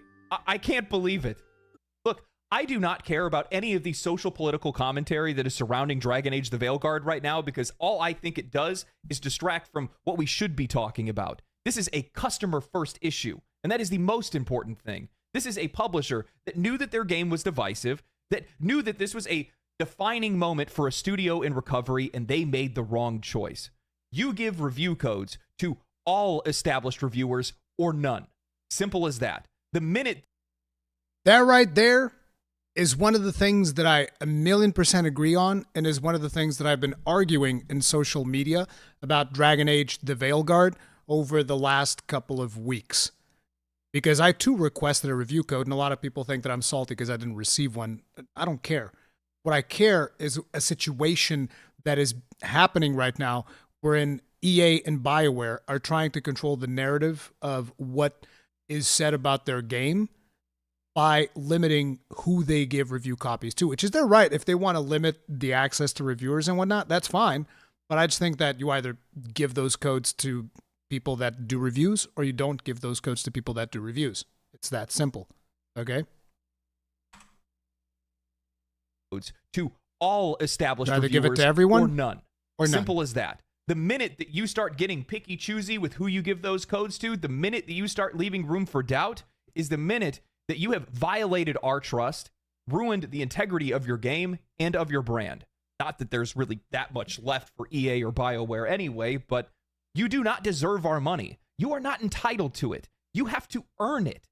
And that's not what this is. The minute that you start going out and trying to shape and lead the conversation around a game in a certain direction is the minute that you have switched from earning our money to thieving. Maybe thieving is a little bit strong, but I understand where he's coming from, right? But that's kind of like the intro, and that's kind of like the premise of the thing that bothers me about Veilguards. Because I know that a lot of people want to talk about like the whole culture war and all that stuff. And to me, it's like, that's kind of a bit of a distraction. Like, sure, you might like the culture war aspects of it. You might not like the culture war aspects of it. That's going to be your own prerogative. But to me, the code situation is a serious issue. And here's a little bit more of it. And here he's talking about the review that SkillUp did, which we're going to be talking a little bit about that as well. And he's talking about on the tail end about some of the conclusions that SkillUp reached at the end of his review. The right? T describes the game that many players feared that Dragon Age would be. I'll be honest with you, SkillUp is one of my first inspirations. I have a ton of respect for the guy. His wordcraft is insane, and even if you don't agree with his opinions, you can still at least see where he's coming from. His reviews stay pretty clean of any social commentary. He just focuses on the experience of playing the game.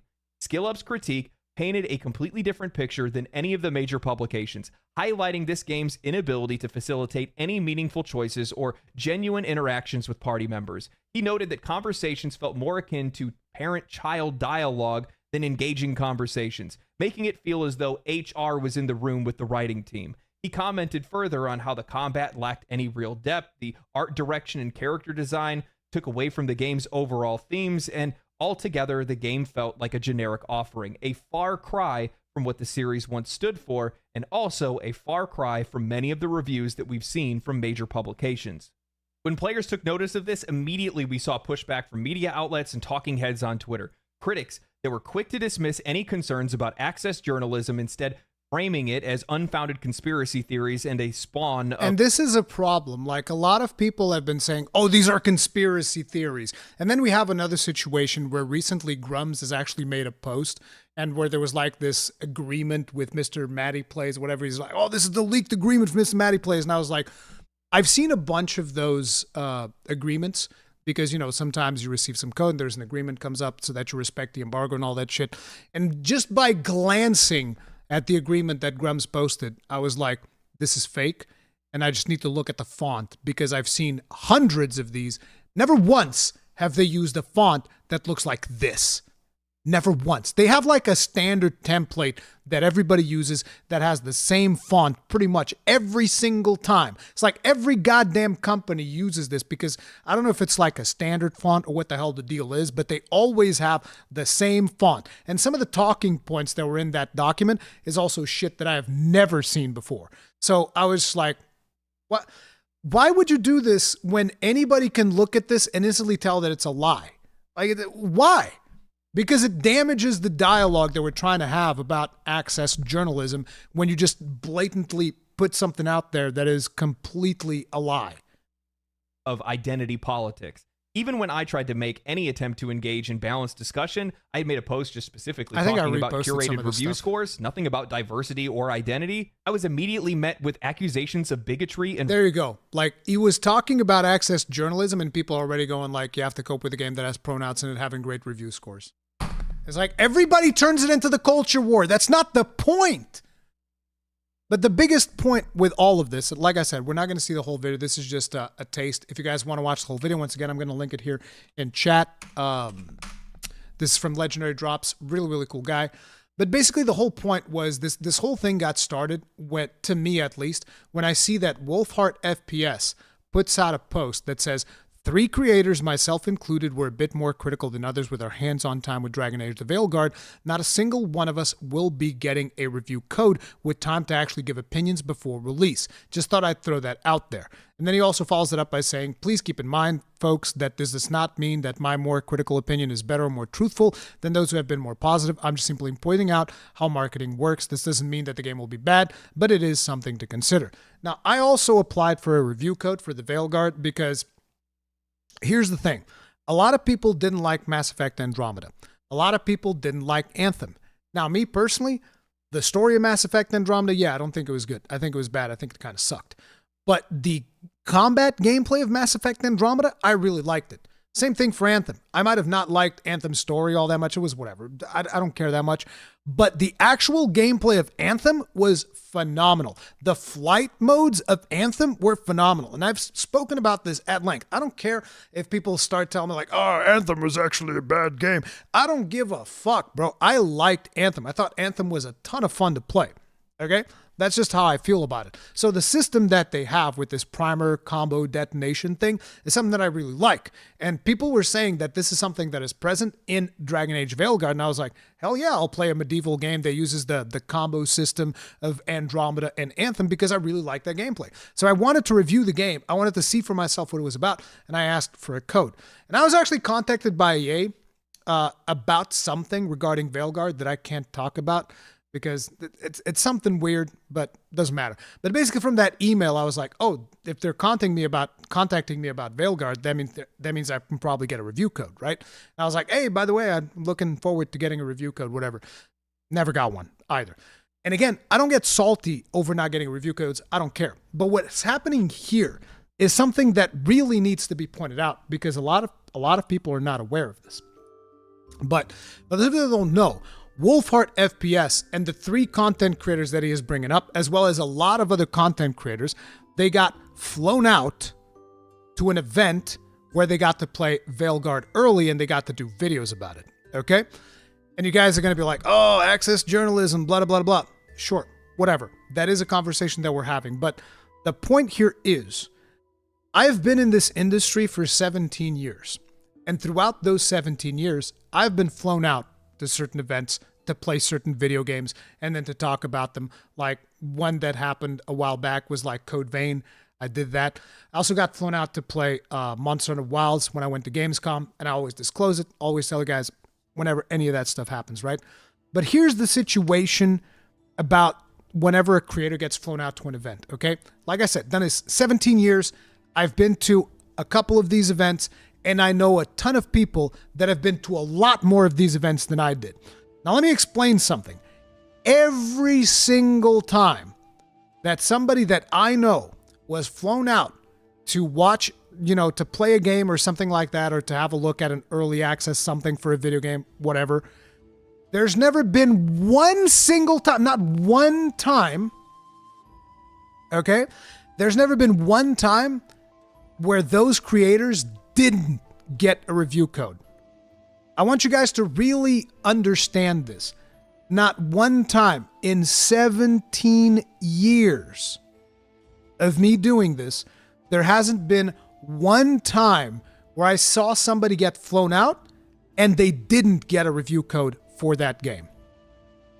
And that is the problem that we have here, because you might think, oh, maybe they didn't have enough codes. No, you can, like, when it comes to Steam codes, you can literally just print those out, okay? I'm not going to say that you have infinite amounts of codes to give on Steam, but it's pretty damn close to infinite. Now, PlayStation codes and Xbox codes, and particularly Nintendo Switch codes, those are way more limited. But Steam codes, you get those by the bucket load. Magnum Hollow Hunters, thank you very much for the souls. Tip of the hat, appreciate the support. But yeah, that's the situation that we have here, and this is why I have a problem with what they're doing. Again, I don't care that I didn't get a code. I just think it's really shady that a bunch of creators that got flown out to play the game also didn't get a code. And it's weird because it was both content creators that were negative about the game and content creators that were positive about the game, which you start questioning why exactly, what type of selection metrics are you using? And one of the things that popped into my head is maybe it's political. I don't know if that's why they're doing things a certain way or another. But anyway, here's another interesting thing, okay? This part is going to be very telling. So most of the big outlets that got access to the game, because the majority of people that got to review the game were mainstream outlets, and they were very positive about the game. As you can see, the game is sitting on an 84 on Metacritic, and if we go to OpenCritic, it's sitting on an 82. So a majority of people were very positive. I mean, just look at these mainstream reviewers here. IGN coming in with a 9 out of 10, 79 out of 100 on PC Gamer, Eurogamer 5 out of 5, Game Rant 10 out of 10, The Gamer 4 out of 5, Games Radar Plus 4.5 out of 5. Then we have some stragglers here with GameSpot coming in with a 7 out of 10, and VG247 3 out of 5. And there's more. There's like a bunch of them we can see here more. But you can tell that mostly it is glowing reviews from these mainstream outlets, right? So what does this mean? You're looking at this and you're like, oh, that means the game is good, right? So what about content creators? How many content creators got access? I know of 2 that did, and those 2 are Mr. Matty Plays and SkillUp. Now, SkillUp review is one that was already brought up, and I watched the SkillUp review. That's the only one that I watched because I was super surprised. Because, like, look, if you've watched SkillUp reviews before, usually he tries to look and see, okay, what are the good aspects of a game? Which is something that I tend to do as well in my reviews. I'll be like, okay, you know, there's these bad sides to the game. There's these good sides of the game. Let's see, what are the good sides of the game? I have never seen a review from SkillUp where he goes, you know, I do not recommend. And then in his review, because I watched the whole thing, in his review, he goes into great detail and he has nothing positive to say about the game. Nothing. There is nothing. And I was like, is this a SkillUp review? There's not a single positive thing about this game. That is crazy. That is absolutely crazy. And then you have the Mr. Matty Plays review where he's like, it's a big disappointment. And I was like, what? Because again, Mr. Matty usually also a little bit of a more positive content creator, at least from my experience with these 2 content creators, which is one of the reasons why I'm like, I think that EA and BioWare were banking on these 2 potentially making more positive reviews or more balanced reviews. But that was not the case because they didn't like the game. Now, I haven't seen Mortismal one yet because, you know, these are all long reviews and we're in the middle of Monster Hunter Wilds beta week. I don't have time to watch all of these, so I picked SkillUps. But, you know, you're looking at the content creator reviews and they're way more negative than the mainstream reviews. But EA and BioWare, by doing this, can still say, oh no, we gave codes to mainstream reviews and to creators because we're supporting creators. We're also giving creators review codes. But at the same time, they get to shape the narrative that basically, hey, look at all these review scores. So they very carefully selected the people that got to review this game before they handed out these review codes. And to me, I think that's dirty. And I think that's shady. I think that they're definitely trying to do something that is not normal. And again, it's not because I didn't receive a code. It is because of the amount of creators that got flown out and didn't receive codes. That is super weird, atypical behavior. And there is 100% something wrong going on there. And again, I don't even want to get into the whole culture war situation because I will judge that for myself when I actually play the game. As a matter of fact, let me check on something real quick. Let me see if I've actually received my review code. Because after all this shenanigans, I don't even know if they want to give me a review code. I've never been blocked by EA or anything like that, but let me just real quickly see here. Do I have a game code finally? I do! I do have a review code for Veilguard now, so I can play Veilguard. I might play a little bit of Veilguard today then. I can finally play Veilguard. I received my review code today. Finally. But yeah, I do have one now. I just checked it. EA sent me a review code, so I can't check it out at this point. But yeah, that's the Veilguard situation. I'm not a fan of what they're doing with these reviews, but I do want to check the game out for myself to see what the hell is going on. But don't worry, guys, because we have some good news. We have some good news, okay? Scratch all that's been said. Hell no. I never take it back. Never take it back. I said what I fucking said. Block me. I don't care. Anyways, continuing onwards. Now we get to talk about our favorite company, Ubisoft. You guys heard of Ubisoft? You guys ever heard of Ubisoft? I don't know if you guys know, like, they're not doing so well. They're not doing too hot. They used to be up here at 82 euros a share. Now they're down here at 13 euros a share. Uh-oh. Uh-oh. That's not good. So they're apparently going over some of their options of what they can do to kind of like turn this around. And, you know, we need to figure this out. They're delaying Assassin's Creed Shadows. They're saying they're going to do all of these consumer positive things. Oh, let me see what... I didn't have Stream Elements open. My bad, team. Let me get to it real quick. Right here. Boom, boom. Activity feed. Senior Bacon, thank you very... Whoa! What the hell? Dude! Thank you. Thank you very much for the souls. Tip of the hat. Appreciate the support. Thanks for the insane coverage on the Wilds beta. Can't believe you did a 9.5-hour stream on night day 1. Can't give you back the sleep you lost. Hopefully this helps out a little. Thank you. Thank you so much, Senior Bacon. I really appreciate it. Thank you. But as I was saying, so Ubisoft is now telling us they're going to do all of these positive consumer things, and they're going to like, oh, we're going to work on it. We're going to fix it. We're going to be focused on the players. We're going to do. But the reality, what Ubisoft is doing is talking out of the both sides of their fucking mouth. That's what they're doing. They're talking out of the both sides of their mouth, because on the one hand, they're telling you, oh, we're doing all these positive things. We're going to delay Assassin's Creed Shadows, going to deliver on a fantastic experience. We're going to fix Star Wars Outlaws. We're going to do all of that stuff. We're going to totally, we're player-centric first and foremost. Okay, you're player-centric, huh, Ubisoft? Okay. Ubisoft dumps its NFT game on the market to little fanfare. Champion Tactics, Grimoria Chronicles. Ubisoft has quietly released its own NFT game to join the ranks of other vaunted, widely played blockchain-enabled titles like Axie Infinity and Ember Sword. Champions Tactics Grimoria Chronicles launched earlier this month with relatively little fanfare or marketing. Huh? Isn't that funny? Right around the same time that they were telling us that they were going to be more player-centric and they were going to do right by the players and they were going to do everything right, they fucking release an NFT game into the blockchain, bro. That's what you do. That's fantastic.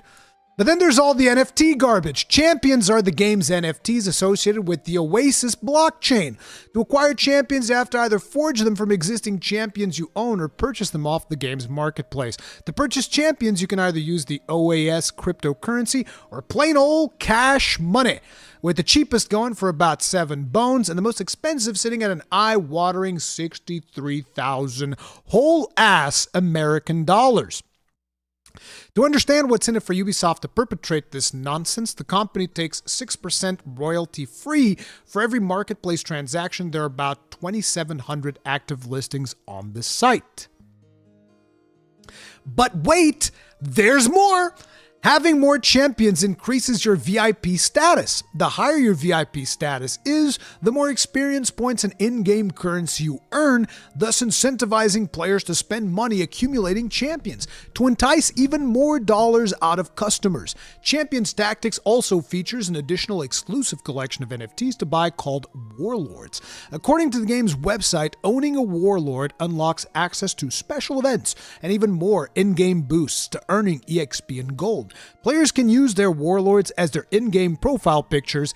Here's what they look like. They look like those fucking crypto punks or whatever the fuck they were back in the day, and it's goddamn disgusting. Get this fucking filthy garbage out of my goddamn face. You make me sick, Ubisoft. You make me sick. You people are fucking sick. But hey, tell you what, let's take a look at the game. Maybe it's good, huh? Let's take a look at it. Surely they're only delivering quality.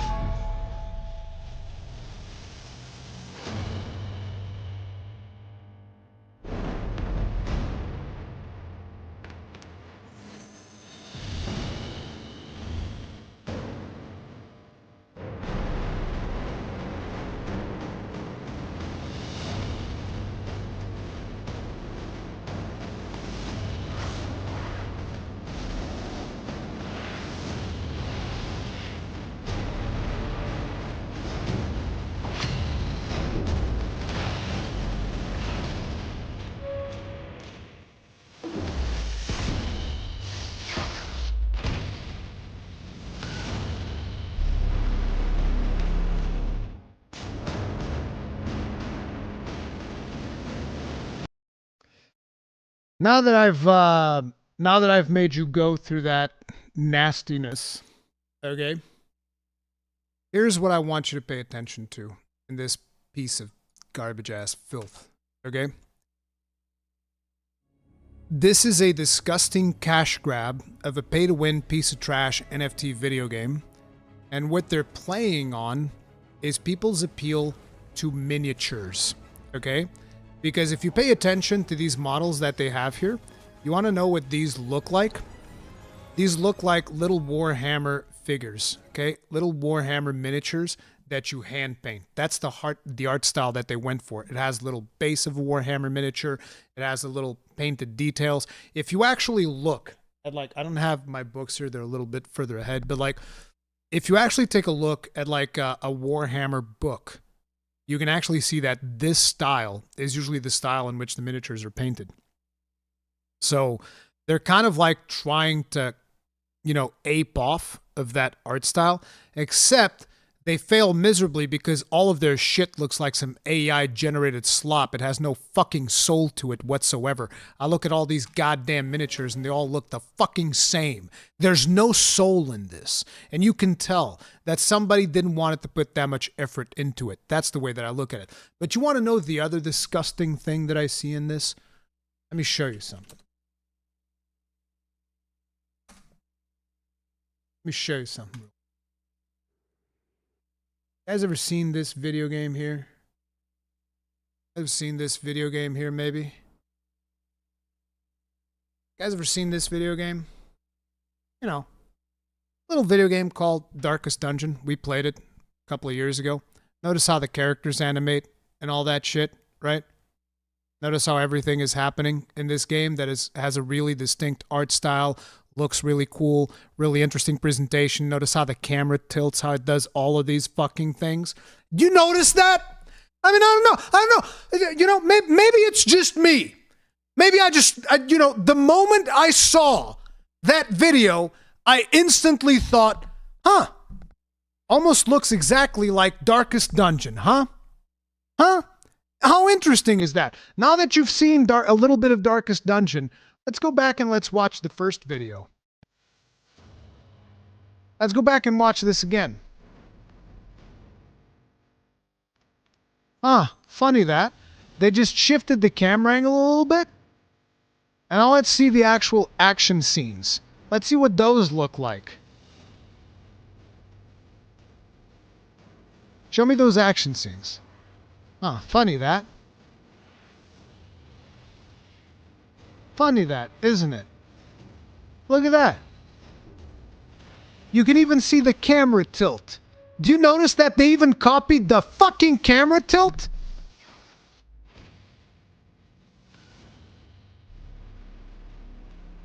Bruh.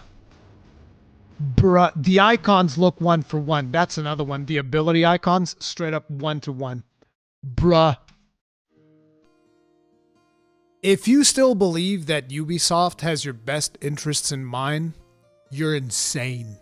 There's something wrong with you.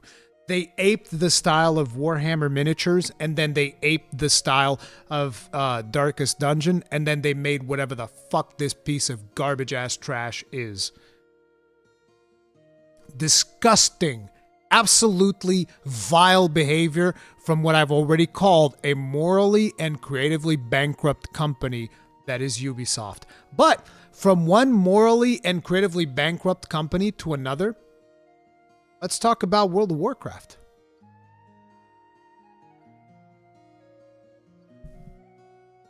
Isn't that a little something, huh?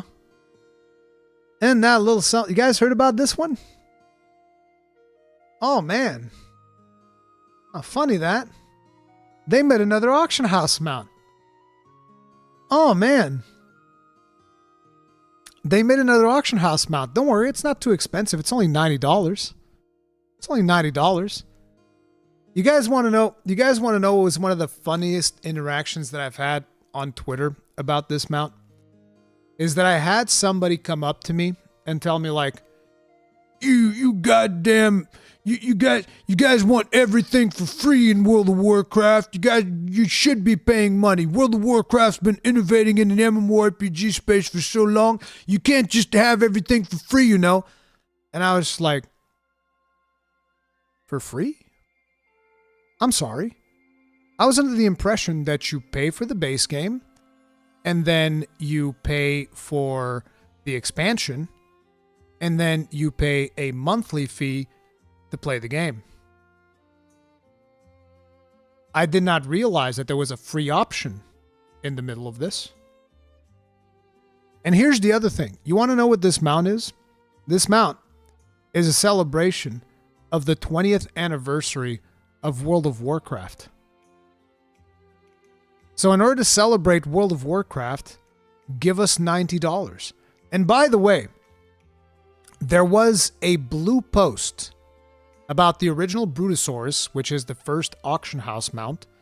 There was a blue post where they talk about how they did not want it to have more of those mounts in the game because of how it affects the flow of the game, because people kind of like tend to congregate around these mounts because they have the auction house, and how it alters the flow of the game. And they would be like, oh, we're never going to make another mount like this again. That's never going to happen. So, you know, if you have one, congratulations. If you want to buy one in the black market auction house for like 10 million gold or whatever, you can do that and it's safe. It's never going to lose its value, blah, blah, blah, blah. And then they turn around, they're like, you know what? Fuck all that. Give us $90 and here you go. Here you fucking go. Here you fucking go, dude. Michael Monroe, thank you very much for the souls. Tip of the hat. Appreciate the support. Thank you. Thank you so much. I appreciate it, dude. So it's like, bro, no. I'm sorry. No, I don't agree. I even got into a bit of a headbutting on Twitter with Cowboy. People thought that me and Cowboy were going to be upset, but it's like, listen, I've said it a million times. Cowboy is one of the realest people that I know in this industry. I have deep respect for Cowboy. I would never get like overly upset over some Twitter spat. Like, it is what it is. We hashed it out in DMs and all that. And we're not mad or anything like that, but we just have differing views. But yeah, it is what it is. It is what it is. You can also buy it with in-game gold. Yeah, you can go ahead and buy a bunch of WoW tokens because basically the game has no fucking integrity whatsoever. Like, no, dude, it's like, no. It's World of Warcraft is just... And I love the IP of World of Warcraft. I love the time that I've spent in World of Warcraft. But holy shit if I'm just not entirely disappointed by the direction that World of Warcraft has been taken in. Jesus Christ. It's disgusting. Being able to buy it for in-game currency, real money, only the values your in-game currency or achievements that you need to collect the currency. Absolutely, dude. Absolutely. Love this community. Well, thank you, Michael Monroe. I appreciate it, dude. I'm glad. Buy gold from Chinese, it's cheaper, yeah. Do you agree that having full fairness in reviews, but would it be fair for devs not to give codes to people they feel would be unfair in criticism? Feels like there's a middle ground too, no? It's like, listen, you are free to give review codes to whoever the hell you want. What you are not free is from receiving criticism if you engage in that type of behavior. As far as I'm concerned, if someone is... I mean, look, if there's an outlet that just constantly shits on video games all the time unfairly, yeah, sure, don't give them review codes. That's not Wolfheart FPS. That's not the other content creators that didn't get codes. That's sure as fuck not me. So it's like, you can say that, oh, certain people might not be fair. Sure. But people that have a proven track record of being fair when it comes to reviews, why would you deny them codes? That's the thing. But again, you are entitled to only give codes to whoever the hell you want. But you're not entitled to immunity from criticism if you engage in those behaviors. But yeah. And then finally, I want to wrap up the show on a positive note. I want to wrap up the show on a very positive note. And let me tell you. Let me tell you. We need to pause the music. Okay, listen. Let me just say, dude. Dude. You don't understand. Okay, listen. I have been waiting. I have been waiting for so... How many times have I brought this up? How many times have I brought this up, team? How many times? Can we get some likes in chat? Huh? How many times did I bring this up, dude? I love this franchise. I love this game especially. And you want to know what made me really happy?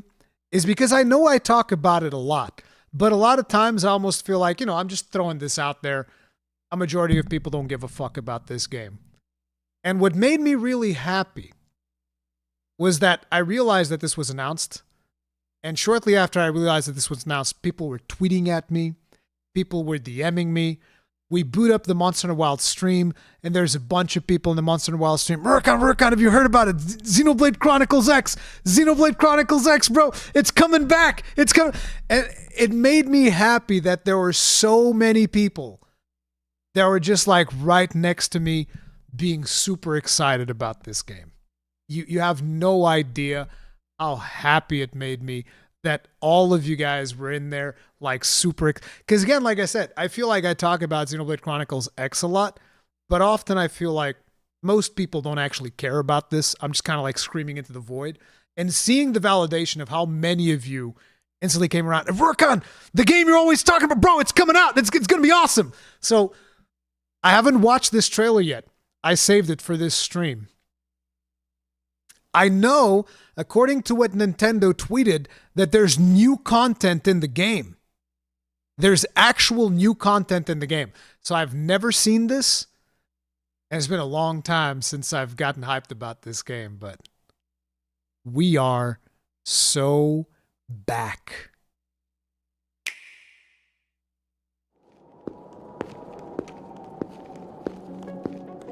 Oh my God, the music! Oh my God! Oh shit, wait, I messed it up. God, I'm so sorry. I'm too excited. Okay, let's go. Go. Dude, it's so good. This soundtrack.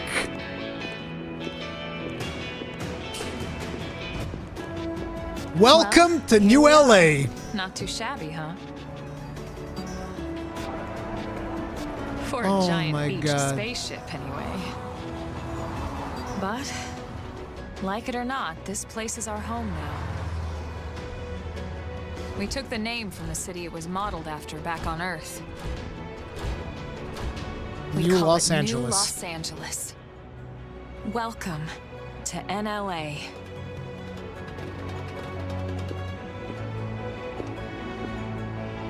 Oh my God, I'm so happy.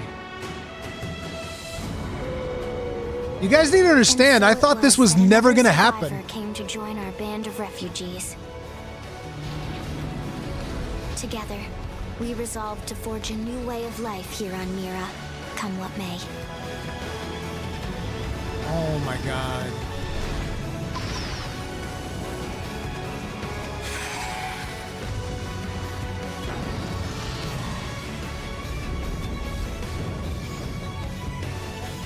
New LA was our beautiful lie to ourselves. Truth is, Tatsu! we were adrift, heading into the unknown.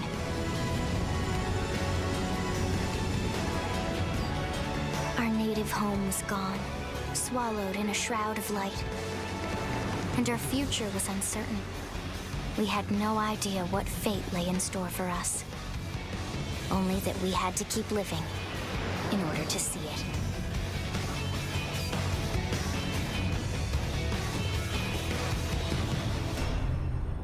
Feels good.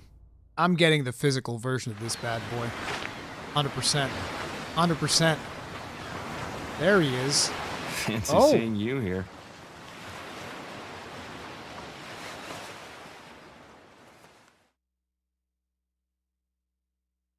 That will be interesting. Bruh. The biggest problem with this is that it comes out really close to Monster Hunter Wilds, so we might have to wait a little bit, but I am playing the crap out of this one. I am playing so much out of this. This is so good, dude. This oh my God. So good.